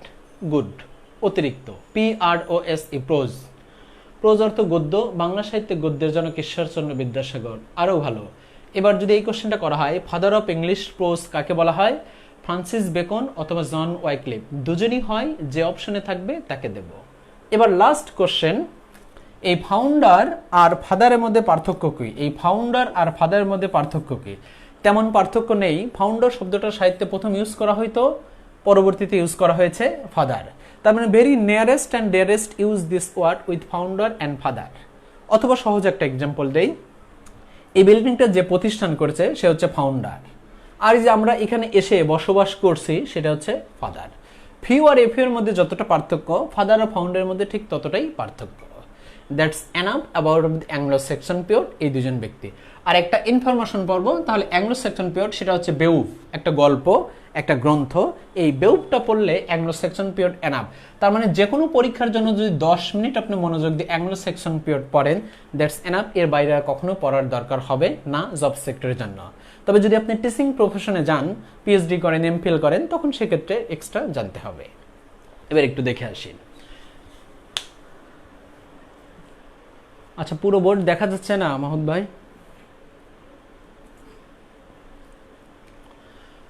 So এই পর্যন্ত কনসেপ্ট ক্লিয়ার নাকি বলেন তো? আই থিঙ্ক এই পর্যন্ত কনসেপ্ট ক্লিয়ার।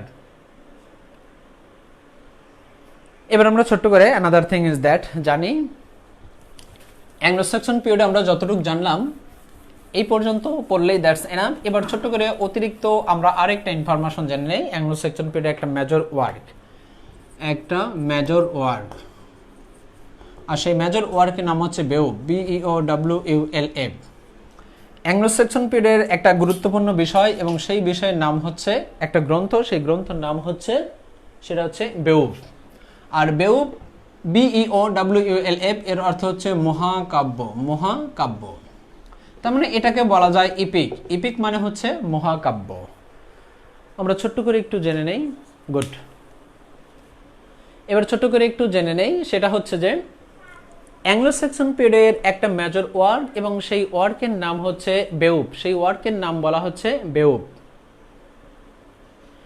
অ্যাংলো সেকশন পিরিয়ডে একটা বিখ্যাত গ্রন্থ এবং সেই গ্রন্থের নাম বলা হচ্ছে বেউব, BEOWULF। আর এই বেউব থেকে বিসিএস কোশ্চেন আসে। সিম্পলি একটা কোশ্চেন আমরা জানি, এখানে যদি বলা হয় ইপিকের সংজ্ঞাটা কি, হোয়াট ইজ ইপিক, তাহলে দেখেন বলা হয় এ লং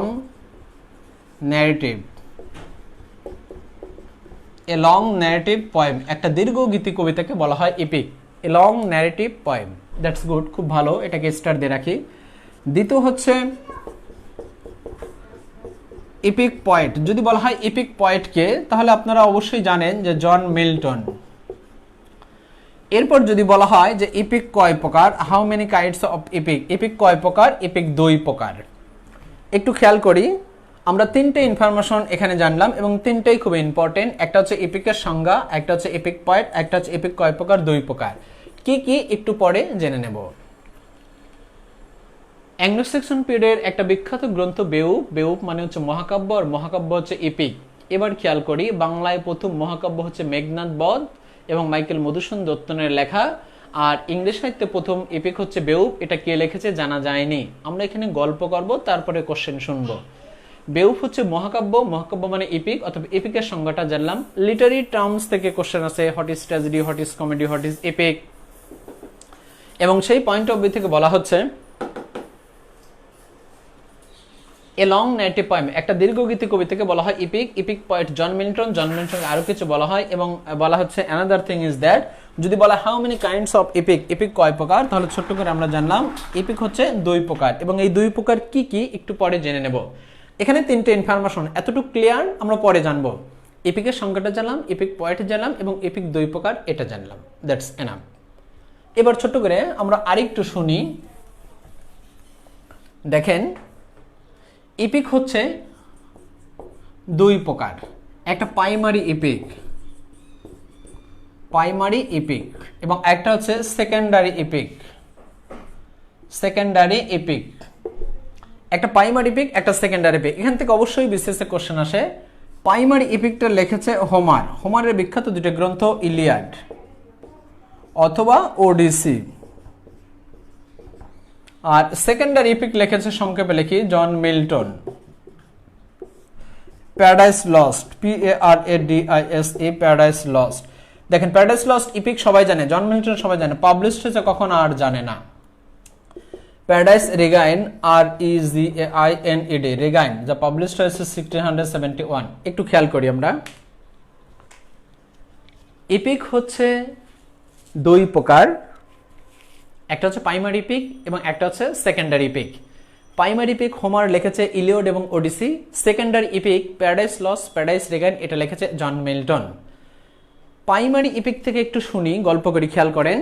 প্রাইমারি ইপিক তাকেই বলা হয় যে ইপিক প্রথমে থিঙ্কিং করা হয়, কল্পনা করা হয়, তার অনেক বছর পরে লেখা হয়, তাকে বলা হয় প্রাইমারি ইপিক।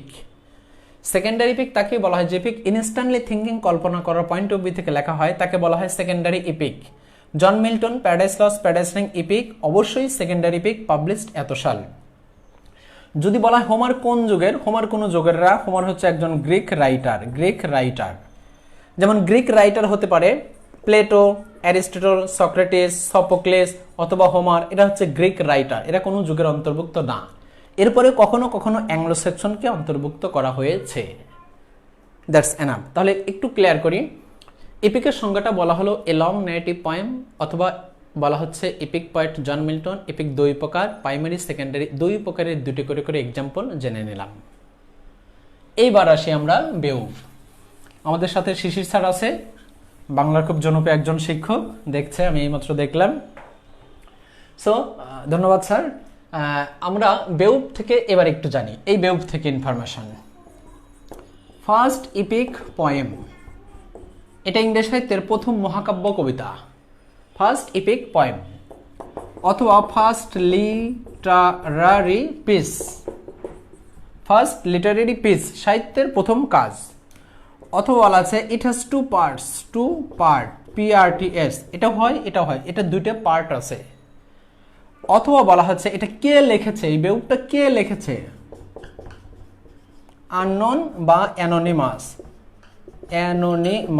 MOUS, আননোন অথবা অ্যানোনিমাস রাইটার, মানে কে লিখেছে জানা যায়নি, অজ্ঞাত একজন ব্যক্তি, আননোন বা অ্যানোনিমাস রাইটার। আবার বলেন না অ্যানোনিমাস রাইটারের বাড়ি কোথায়। এবং এখানে লাইন আছে কতগুলি, lines, how many lines are then included in the বেউব, বেউবে কতগুলি লাইন আছে, এখানে আপনাদের অবশ্যই কনফিউশন তৈরি হবে। এখানে 3000 লাইন আছে, 3200 লাইন আছে, 83 লাইন আছে, 82 লাইন আছে। এবার দেখেন বেউব থেকে আমরা সিম্পলি 5টা ইনফরমেশন জানলাম। First epic poem, first literary piece, it has 2 parts, 3000 lines, unknown বা অ্যানোনিমাস রাইটার। তাহলে এখানে বেউব first epic poem, first literary piece, it has 2 parts এবং আননোন বা অ্যানোনিমাস রাইটার, আর কত লাইন আছে এই লাইন নিয়ে আমরা একটু জানবো। তার আগে এই পর্যন্ত কনসেপ্ট ক্লিয়ার। দেখেন এখানে 5টা ইনফরমেশন লিখলাম। বেউব ফার্স্ট ইপিক পোয়েম এবং first literary piece, it has 2 parts এবং 3000 লাইনস। এখানে আমাদের কাকুলি রয় কলি একটা কমেন্ট করেছে যেখানে 3000 লাইন আছে। হ্যাঁ, এবার আমরা একটু দেখি 3000 লাইন আসলে কি আছে, নাকি এর বেশি আছে, নাকি কম আছে, বাকিটা concept clear. First epic poem, first literary piece, it has 2 parts এবং আননোন বা অ্যানোনিমাস রাইটার। এবার দেখেন বেউপের সবগুলি লাইনই হচ্ছে রাইট, সবগুলি রাইট। তবে এখানে 3182 এই লাইনটা পাবেন, এটা পাবেন ব্রিফ হিস্ট্রি অফ ইংলিশ লিটারেচারের 36 নম্বর পেজের বাম পাশের মাঝখানে লেখা আছে। এবং brief history of English literature একটা বই আছে, সেই বই 3183 এটাও পাবেন, এটা পাবেন হিস্ট্রি অফ দ্য ইংলিশ লিটারেচারের 105 নম্বর পেজের বাম পাশের উপরের মাঝখানে 3য় নম্বর লাইনে। তাহলে এখানে ছোট্ট করে দুইটাই জানলাম, তবে এই দুটোর তেমন একটা শক্তি নেই, তার মানে এটা উইকলি বলা যায়। এই 3200 লাইন অধিকাংশ বইগুলিতে আছে। আপনি জর্জ এমপি বলা হচ্ছে ওরাকল বলেন বা মিরাকল বলেন বা বলা হচ্ছে শরীফ ভাইয়ের বই বলেন, এবং এই 3200 লাইন অধিকাংশ বইগুলিতেই দেওয়া আছে। এ হ্যান্ডবুক অফ ইংলিশ লিটারেচারের 17 নম্বর পেজের বাম পাশে 3200 লাইন দেওয়া আছে, ওরাকলে 3200 লাইন দেওয়া আছে, এবং আদার সকল বইতেই 3200 লাইন দেওয়া আছে। তো আমরা 3200 লাইন এটাকে একটু স্টার দিয়ে রাখি। আর এই যে 3000 লাইন, এই 3000 লাইন অধিকাংশ বইগুলিতেই দেওয়া আছে। এবং এই কোশ্চেনটা এভাবে হয় যে how many lines are there included in the বেউব, বেউবে কতগুলি লাইন আছে। অপশনে থাকে 3000, 4000, 5000, 6000। অবশ্যই দেব 3000, তার মানে 3000 সর্বদিক থেকে হচ্ছে পারফেক্ট। এখন এই কোশ্চেনটা কখনো এভাবে হবে না 3200, 2300, 4500, 5600 এরকম হবে না। তার মানে অবশ্যই এই 3000 লাইনটা পারফেক্ট, এবং 3000 লাইনটার অনেকগুলি বইয়ের রেফারেন্স আছে। যেমন দুরমুর বইয়ের 11 নম্বর পেজের ডান পাশে রেফারেন্স আছে এটা, অথবা জর্জ MP3-র 2 নম্বর পেজের মাঝখানে ডান পাশে লেখা আছে এখানে 3000 লাইন আছে। তাছাড়াও বলা হচ্ছে জর্জ MP3-র 7 নম্বর পেজের বাম পাশের উপরে প্রথম MCQ-তে লেখা আছে এই কোশ্চেনটা যে কতগুলি লাইন আছে, 3000 রাইট।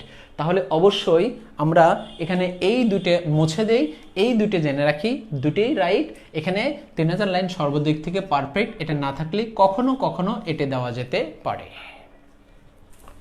এবার আমরা এখানে যতটুকু জানলাম আমরা ছোট্ট করে এট এ গ্লান্স একটু কনসেপ্টটা ক্লিয়ার করে নেই।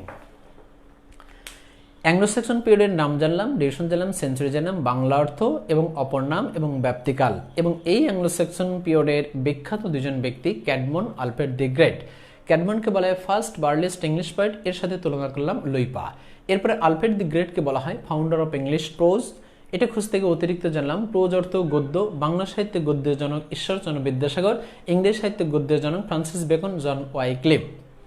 এরপরে আমরা অ্যাংলো সেকশন পের একটা মেজর ওয়ার্ক জানলাম, তার নাম হচ্ছে বেউব, BEOWULF।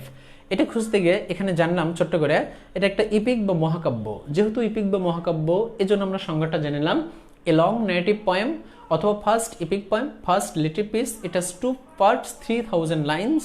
এটা লাইন নিয়ে অনেক কিছু জানলাম।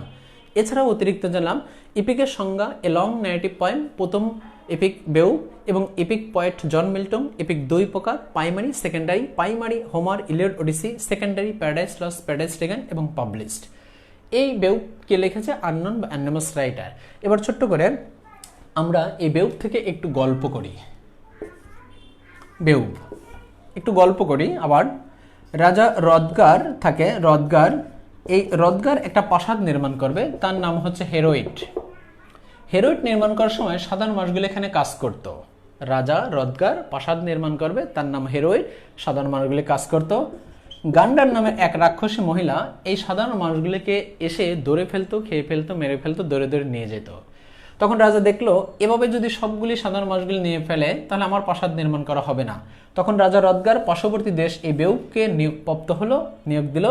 বেউপ এখানে এসে তার তরবারি নিয়ে পাহারা দিল, সাধারণ মানুষগুলি কাজ করলো। তখন গ্যান্ডেল যখন আসলো সাধারণ মানুষগুলি দৌড়তে খেতে, তখন বেউপ তার তরবারি দিয়ে গ্যান্ডেলের ডান বাহুকে আঘাত করলেন এবং গ্যান্ডেল বাসায় এসে মৃত্যুবরণ করলেন।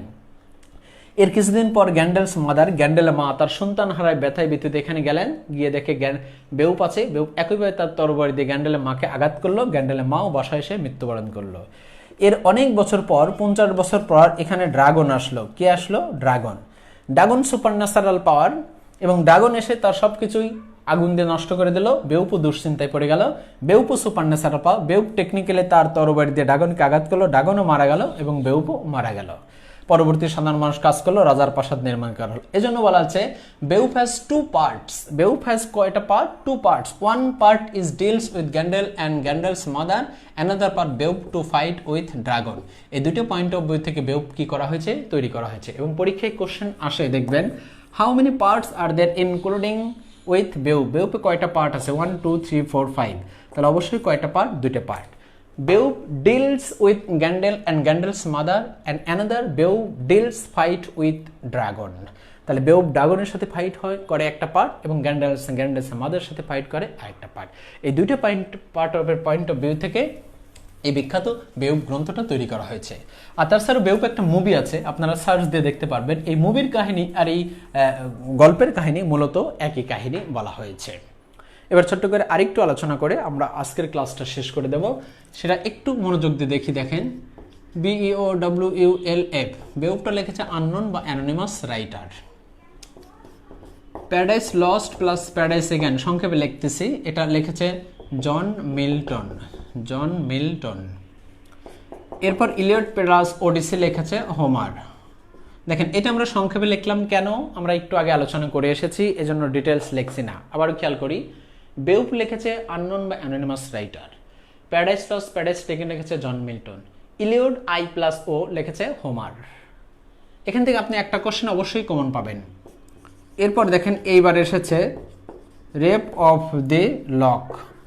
রেপ অফ দি লক এটা একটা বিখ্যাত ইপিক এবং মক ইপিক, দুটোই হয়, তবে মক ইপিক থাকলে অবশ্যই বেশি দেবেন। আলেকজান্ডার পপ, সংক্ষেপে লিখলাম। এরপর দেখেন আরেকটা সাহিত্যের মধ্যে ইপিক আছে, দি ফেরি কুইন, FAERI, ফেরি কুইন, QUEENE। রাইটার যখন কোনো কিছু লেখে তখন সেটাই রাইট, অন্য স্পেলিং সব ভুল। ফেরি কুইন লিখেছে এডমান্ড স্পেন্সার। এই যে আপনারা পড়েছেন এডমান্ড স্পেন্সার, যাকে পয়েট অফ পয়েটস, কবিদের কবি বলা হয়, বাংলা সাহিত্যে নির্মলানন্দ গুণ। Just minute. And another thing is that the ring. The ring and books, এটা কে লিখেছে? সংক্ষেপে Robert Browning. Robert Browning, Robert Browning. এই সকল ইপিক, এছাড়া ইংরেজি সাহিত্যে আর তেমন একটা ইপিক নেই। এখান থেকে আপনারা ইনশাল্লাহ একটা কোশ্চেন কমন পাবেন। একটু গল্প করি, দেখেন আমরা যতগুলি ইপিক জানলাম, আমাদের সাথে হচ্ছে আশিস কুমার বাগচি স্যার আছে, ধন্যবাদ স্যার। আমরা যতগুলি ইপিক জানলাম, এই সকল ইপিকের মধ্যে থেকে বিসিএস এ একটা ইপিক নর্মালি প্রত্যেক বছরই কোশ্চেন তৈরি করা হয়। 40তম বিসিএস আসছে রেপ অফ দি লক। তাহলে একটু খেয়াল করি, দেখেন বেউপ আননোন বা anonymous writer, paradise lost, paradise taken John Milton, Iliad, Odyssey Homer, rape of the lock Alexander Pope, fairy queen Edmund Spenser. Fairy অর্থ পরি, কুইন অর্থ রানী। রানীদের দেশে পরিদের দিনের কথা বলা হচ্ছে, আর স্পেলিংটা এইভাবে লেখা আছে কোনো কবি রাইটার মনীষিক দার্শনিক যখন কোনো কিছু লেখে তখন ভুল লিখলেও সেটা রাইট, সেটা রিকভার ক্ষমতা আমার আপনার নেই। তাহলে ফেরি কুইন এডমান্ড স্পেন্সারকে বলা হয় পয়েট অফ পয়েটস, কবিদের কবি, বাংলা সাহিত্যে Nirmalananda Goon. The ring and books লেখেছে রবার্ট ব্রাউনিং, এবং রবার্ট ব্রাউনিং ভিক্টোরিয়ান পিরিয়ডের একজন বিখ্যাত কবি। 38তম বিসিএস পরীক্ষা আসছে রবার্ট ব্রাউনিং কোন যুগের কবি? ভিক্টোরিয়ান পিরিয়ডের কবি, এবং হি ওয়াজ বর্ন ইন 1812 থেকে 1889, এবং তাকে ড্রামাটিক মনোলগের জনক বলা হয়। ড্রামাটিক মনোলগ মানে একক বক্তা, আর এর সাথে জসিমউদ্দিনের তুলনা করা হয়, যে বক্তা বলবে শ্রোতা শুনবে। This is called the dramatic monologue. Speaker is say something and listener hearing very silently, this is called the dramatic monologue. এই ড্রামাটিক মনোলগের জনক রবার্ট ব্রাউনিং, অথবা সে ভিক্টোরিয়ান পিরিয়ডের কবি, অথবা তার একটা ইপিক হচ্ছে দি রিং অ্যান্ড বুকস। তাহলে দেখেন এখানে এই সকল ইপিকের মধ্যে থেকে এমন কোন ইপিক নেই যে পরীক্ষা আসে না। তাহলে আমরা একটা গ্লান্স একটু জেনে নেই। ইংরেজি সাহিত্যের বিখ্যাত একটা গ্রন্থ, এবং সেই গ্রন্থ আমরা একটা জানলাম, সেই গ্রন্থের নাম হচ্ছে বেউফ, BEOWULF। এই বেউফ থেকে 5টা ইনফরমেশন খুঁজে পেলাম। First epic poem, first little piece, it has 2 parts এবং 3000 lines, unknown by anonymous writer.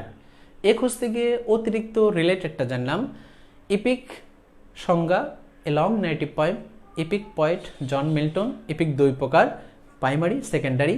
Primary epic Homer, Iliad, Odyssey, এবং secondary epic paradise lost, paradise ring, John Milton. Paradise lost publish 1667, paradise regain publish 1671। আর যেহেতু বেউফ একটা epic, এজন্য ইংরেজি সাহিত্যের সমগ্র ইপিকগুলি আমরা জানলাম, যে যে জুরি কবি সাহিত্যিক হোক না কেন। বেউফ আননোন বা অ্যানোনিমাস রাইটার, PL বা PR সংক্ষেপে paradise lost, paradise ring, John Milton. I+O মানে Iliad, Odyssey, Homer. Rape of the lock, Alexander Pope. Fairy queen, Edmund Spenser. The ring and books, Robert Browning. তাহলে এই হচ্ছে আমাদের Anglo section period, that's enough. এই 10 minute পড়লে কিন্তু Anglo section period শেষ। এবার একটু গল্প করি, দেখেন। অ্যাংলো সেকশন পিরিয়ডে প্রথমে নাম, ডেশন, সেঞ্চুরি, বাংলা অর্থ, ইংলিশ অর্থ, অপর নাম, ব্যাপ্তিকাল ইত্যাদি জানলাম। দ্বিতীয় স্টেপ জানলাম 2জন বিখ্যাত ব্যক্তি, ক্যাডমন্ড এবং আলফ্রেড দি গ্রেট, এবং তৃতীয় স্টেপে আমরা জানলাম বেউফ। তাহলে প্রথমে আমরা এবার এট এ গ্লান্স সবগুলি কনসেপ্ট ক্লিয়ার করে নেই। প্রথমে আমরা বললাম আজকে ইংরেজি সাহিত্যের আলোচনা হবে। ইংলিশের 2টি পার্ট, গ্রামার, লিটারেচার। গ্রামারের জনক, লিটারেচার জনক জানলাম, লিটারেচারের কনফিউশন সেটা জেনে নিলাম। ইংরেজি সাহিত্যের 8টি যুগ, 8টি যুগের মধ্য থেকে এদের নাম, এদের ডিউরেশন জানলাম। 8টি যুগের মধ্য থেকে 3টি যুগের বাংলা অর্থ, 2টি যুগ ইম্পর্টেন্ট জানলাম। এবং এই 8টি যুগের মধ্যে 5টির শাখা প্রশাখা আছে, 3টির শাখা প্রশাখা নেই। এই 8টি যুগের মধ্যে 4টির অপর নাম আছে, 4টির অপর নাম নেই। প্রথম যুগ অ্যাংলো সেকশন পিরিয়ড, শেষের যুগ জর্জিয়ান পিরিয়ড, যা মডার্ন পিরিয়ডের মধ্যে লুকিয়ে আছে। এর মধ্যে থেকে ধারাবাহিকতার দিক থেকে আজকে যাত্রা শুরু করলাম অ্যাংলো সেকশন পিরিয়ড। এর নাম জানলাম, ডিউরেশন জানলাম, সেঞ্চুরি জানলাম, বাংলা অর্থ জানলাম, অপর নাম জানলাম। এই যুগের বিখ্যাত 2জন ব্যক্তি জানলাম, ক্যাডমন্ড এবং আলফ্রেড দি গ্রেট। আর একটা মেজর ওয়ার্ক জানলাম বেউফ। এবং আমরা এই অ্যাংলো সেকশন পিরিয়ডের পাশাপাশি বেউফ থেকে ইপিক যেহেতু, আর অতিরিক্ত ইপিকগুলি একটু জেনে নিলাম। That's enough about of the Anglo section period. এর বাইরে আর কখনোই কোনো কিছু পড়ার দরকার নাই। অ্যাংলো সেকশন পিরিয়ড থেকে এতটুকু পড়লে দ্যাটস এনাফ। এইবার আপনাদের 5 মিনিট আমি সময় দেব। এই 5 মিনিটে কারো কোনো কোশ্চেন আছে কিনা? 5 মিনিট টাইম দিলাম, এবং এই 5 মিনিট টাইম শুধুমাত্র question. Not only call the Anglo section period but also call the whole literature. হ্যাঁ, হোল লিটারেচার থেকে কারো কোনো কোশ্চেন থাকলে নিঃসন্দেহে বলবেন। কোনো কবির জন্ম, মৃত্যু, গ্রন্থ, ডিউরেশন, সেঞ্চুরি এবং শাখা প্রশাখা অথবা ক্যারেক্টার অথবা আদার্স সকল কিছু, যে কোনো ধরনের কোশ্চেন নিঃসন্দেহে বলবেন। আমার কাছে কখনোই কোনো টপিক নির্দিষ্ট থাকে না, যেহেতু আজকে প্রথম ক্লাস, এজন্য আমি ধারাবাহিকতার দিক থেকে সিকোয়েন্সটা মেনটেন করলাম। সো 5 মিনিট সময় দেওয়া হলো আপনাদের জন্য। আর একটা কমেন্ট করেন যে যতটুকু আলোচনা করা হলো এই পর্যন্ত কনসেপ্ট ক্লিয়ার কিনা। ওকে, মারুফ আক্তার লিখেছে thank you sir. Okay, it's my pleasure. হ্যাঁ, ধন্যবাদ। ধন্যবাদ। একটা গ্রন্থ কার লেখা? আহসান হাবিবের লেখা, বাংলা সাহিত্যে। হ্যাঁ, ধন্যবাদ। সো যাই হোক, আমরা যতটুকু আলোচনা করলাম এ থেকে কোনো কোশ্চেন আছে? Is there any question about of the Anglo section period, or বলা হচ্ছে ইন দ্য হোল লিটারেচার, সাহিত্যের মধ্যে থেকে কারো কোনো কোশ্চেন আছে? হ্যাঁ, যে প্রবীর ভাই লিখেছে, হ্যাঁ অনেকদিন পর দেখলাম আপনাকে, ধন্যবাদ। হ্যাঁ, আবার 3182 লাইনও কেউ কেউ বলেছে। হ্যাঁ, সবগুলি লাইনে রাইট, তবে 3000টা পারফেক্ট। 3000 না থাকলে অবশ্যই 3200 দেবেন। গুড। আরও যারা দেখছে সবাইকে ধন্যবাদ। আমাদের সাথে শিশির স্যার আছে বাংলার, ধন্যবাদ। যারা দেখছেন। হ্যাঁ, সীমা লিখেছে মিস করলাম, আর মিস করার কিছু নেই, এটা মেবি সেভ থাকবে, পরেও জেনে নেবেন। Sir father of English learning নিয়ে কিছু বলেন। লার্নিং নিয়ে আসলে তেমন কিছু বলা নাই সৈকত ভাই। লার্নিং নিয়ে একটা কোটেশন বলি, এবং সেটা হচ্ছে যে learning is the great source for earning. হ্যাঁ, লার্নিং, LEARNING, লার্নিং। রেনেসান শব্দটার পারফেক্ট তো রিভাইভাল অফ লার্নিং। রেনেসান শব্দটার পারফেক্ট তো রিভাইভাল অফ লার্নিং। আর লার্নিং দিয়ে এটা করে, লার্নিং ইজ দি, আপনার জন্য এই কোটেশনটা, learning is the great, learning is the great source for earning, for earning. দেখেন কত সুন্দর একটা quotation, learning is the great source for earning. Earning এর জন্য লার্নিং সোর্সটা খুব বেশি গুরুত্বপূর্ণ।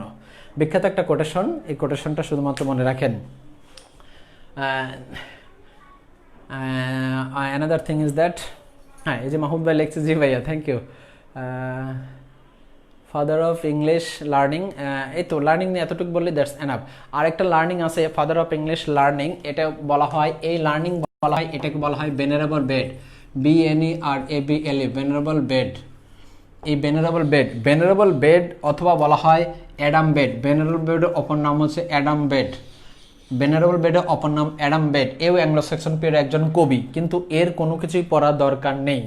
একে বলা হয় এরকম একটা টাইটেল, BENE, আবার শব্দটা খেয়াল করি, BENERABLE, ভেনারেবল বেড বা অ্যাডাম বেড। যারা খুব ডিপলি জানেন, দেখেন অ্যাডাম বেড নামের একটা বিখ্যাত নোবেল আছে, সেটা লেখছে George Eliot. George Eliot, Victorian পিরিয়ডের একজন বিখ্যাত মহিলা জর্জ ইলিয়ট একটা নোবেল লিখছিল, তার নাম অ্যাডাম বেড। আর অ্যাডাম বেড নামের একজন কবি আছে, এর সাথে এর কোনো মিল নেই। এই অ্যাডাম বেডকে একটা টাইটেল বলা হয়, সেটাকে বলা হয় first English learning, first English learning, অথবা বলা হয় first English historian, first English learning বা ফার্স্ট হিস্টোরিয়ান। এই ফার্স্ট ইংলিশ হিস্টোরিয়ান, শুধু হিস্টোরিয়ান না, কিন্তু শুধু হিস্টোরিয়ান হলে ইতিহাসের জনক হচ্ছে হেরোডেটাস, কিন্তু ফার্স্ট ইংলিশ লার্নিং বা ফার্স্ট ইংলিশ হিস্টোরিয়ান, প্রথম ইংলিশের দিক থেকে ঐতিহাসিক ব্যক্তি হচ্ছে ভেনারেবল বেড বা অ্যাডাম বেড, কিন্তু এটা নো নিড, এটা দরকার নেই, এজন্য এটা আলোচনা করি নেই। তারপরে আপনি যখন জানতে চাইলেন, আপনার কোশ্চেনটা ছিল যে who is the father of English learning, তাহলে father of English learning venerable Bede বা অ্যাডাম বেড। ভেনারেবল বেডের অপর নামই হচ্ছে অ্যাডাম বেড, মূলত দুটো একই। একে বলা হয় টাইটেল ফার্স্ট ইংলিশ লার্নিং অথবা ফার্স্ট ইংলিশ হিস্টোরিয়ান, কিন্তু ইতিহাসের জনক হেরোডোটাস। আর লার্নিং থেকে এগুলি দরকার নেই, নেভার স্টপ ইউর লার্নিং, আপনার লার্নিংটা কখনোই থেমে রাখবেন না। একটা কোটেশন মনে রাখবেন, learning is the great source for earning. Earning এর জন্য লার্নিং সোর্সটাই important. So you have to read lot of books, you have to exceptional so that anybody likes you, and every book is the source of knowledge, always remember. And yakullahu fil Quranul Karim qala Allah subhanahu wa ta'ala iqra bismi rabbikal ladzi khalaq, পড়ুন তোমার প্রভুর নামে যিনি তোমাকে সৃষ্টি করেছেন। And হযরত মুহাম্মদ সাল্লাল্লাহু আলাইহি সাল্লাম told we have been asked to the grave from the cradle, দোলনা থেকে কবর পর্যন্ত জ্ঞান অর্জন করুন। এইজন্য নেভার স্টপ ইওর লার্নিং, আপনি আপনার লার্নিংটাকে কখনোই থেমে রাখবেন না। মানুষের অদম্য ইচ্ছা শক্তিকে কোনো কিছু দমিয়ে রাখতে পারে না। একটু চেষ্টা করেন, অবশ্যই সফলতা ভালো কিছু হবে। এজন্য এই ব্যক্তির নো নিড, প্রয়োজন নেই ভাই। ওকে সৈকত ভাই, আই থিঙ্ক বুঝতে পেরেছেন। আরও যারা আছে ধন্যবাদ। রহমান ভাই ধন্যবাদ, লিখেছে জি ভাইয়া। এরপর উর্মি, আপনাকে ধন্যবাদ, ইত্যাদি ইত্যাদি। হ্যাঁ, আমাদের মাসুম স্যার জয়েন করেছে, ধন্যবাদ স্যার, ম্যাথের খুব ভালো টিচার। স্যার অনেক দিন পরে আপনার ক্লাস পেয়ে ভালো লাগলো। হ্যাঁ, ভালো লাগাটাই ভালো, আর ভালো লেগে ভালো থেকে ভালো কিছু করাটা আরও ভালো। ওকে রিজভি ভাই ধন্যবাদ, কমেন্ট করেছেন। হ্যাঁ মিলন ভাই, দ্যাটস এনাফ, এতটুকু আজকের ক্লাস। এই হচ্ছে অ্যাংলো সেকশন। নেক্সট টাইম আমরা ক্লাস করবো ইনশাল্লাহ মিডল ইংলিশ পিওর, আর এদেরকে সবাই আপনাদের জানিয়ে দেবে, মিলন ভাই আপনাদের জানিয়ে দেবে। কোনো প্রবলেম হলে গ্রুপে বা আদার্স সকল ক্ষেত্রে কখন ক্লাস টেস্ট বা কখন ক্লাস ইত্যাদি সে সুন্দরভাবে আপনাদের বলে দেবে। ওকে, সবাই ভালো থাকবেন, সুস্থ থাকবেন। আমরা অ্যাংলো সেকশন পিরিয়ড থেকে যা আলোচনা করলাম দ্যাটস এনাফ, এতটুকু পড়লেই চলবে। এবং লাস্ট আমি 1 মিনিট সময় দিচ্ছি, 1 মিনিট, লাস্ট 1 মিনিট বা 2 মিনিট সময় দিচ্ছি। 1 মিনিট আর 2 মিনিট, 1 বা 2 মিনিট সময় দিলাম। এখান থেকে কারো কোনো কোশ্চেন আছে কিনা, অ্যাংলো সেকশন বা আদার্স বা হোল লিটারেচার?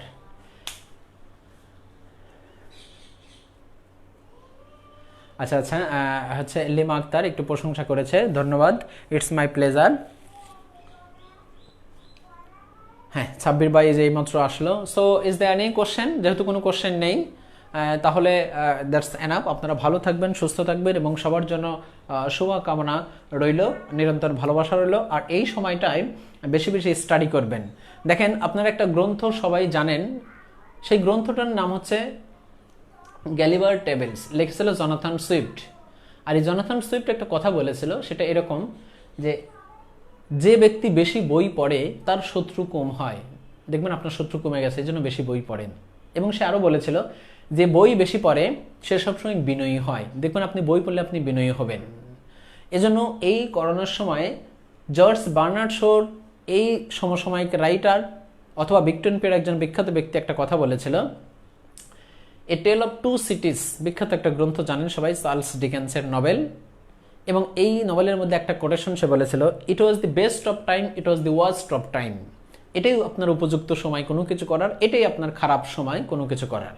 তার মানে করোনার জন্য এটা আমাদের খারাপ সময়, আর জব প্রিপারেশনের জন্য এটা আমাদের ভালো সময়। এই জন্য to be or not to be, that is the question. আপনি করতেও পারেন, নাও করতে পারেন, সেটা আপনার ইচ্ছা।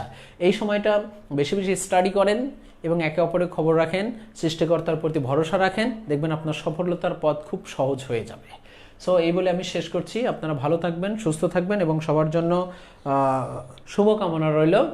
আবারও দেখা হবে, কথা হবে ইনশাল্লাহ। সো এই বলে আমি বিদায় নিচ্ছি।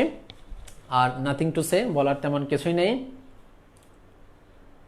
হ্যাঁ, এই যে সীমা একটা বলেছে যে রোমান্টিক পিরিয়ডে এই বিখ্যাত ব্যক্তিগুলি নিয়ে ক্লাস না। হ্যাঁ, ইনশাল্লাহ try best to take a class which will be better for you. একটা ক্লাস নেওয়ার চেষ্টা করবো যেটা আপনাদের জন্য বেটার হবে। সো মিলন ভাই লিখেছে, থ্যাংক ইউ, ধন্যবাদ। ভালো থাকবেন সবাই, সুস্থ থাকবেন। আবারও এই বলে আমি শেষ করছি। দেখা হবে আবার কোনো একটা সময় ইনশাল্লাহ। এর মধ্যে যতটুকু আলোচনা করা হলো একটু প্র্যাকটিস করেন, practice makes man a perfect. আসলে এটা অনেকভাবেই বলা যায়, যত বেশি চেষ্টা করবেন তত বেশি সফলতা হবেন। এবং উইলিয়াম ওয়ার্ডসওয়ার্থ বলেছিল,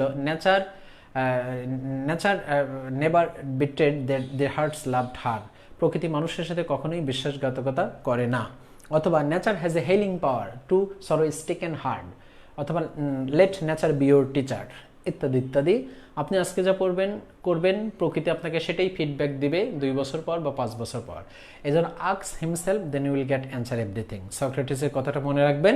এবং সে বলেছিল, নো দাই সেলফ, নিজেকে জানো। নিজেকে জানবেন, তাহলে খুব ভালো অ্যান্সার পাওয়া যাবে। আমাদের সাথে মির্জারা সুমন স্যার আছে, ভালো থাকবেন। পাহাড়ের ন্যায় পিপিলিকা যেমন, আমিও ঠিক এরকমই একজন মানুষ। সো ভালো থাকবেন, সুস্থ থাকবেন, সবার জন্য শুভকামনা রইল। মির্জারা সুমন লেগছে আউটস্ট্যান্ডিং ক্লাস, ধন্যবাদ স্যার, সে আমাদের ইংলিশে গ্রামার নেয়। আবারও বিদায় নিচ্ছি। ভালো থাকবেন, সুস্থ থাকবেন, সবার জন্য শুভকামনা।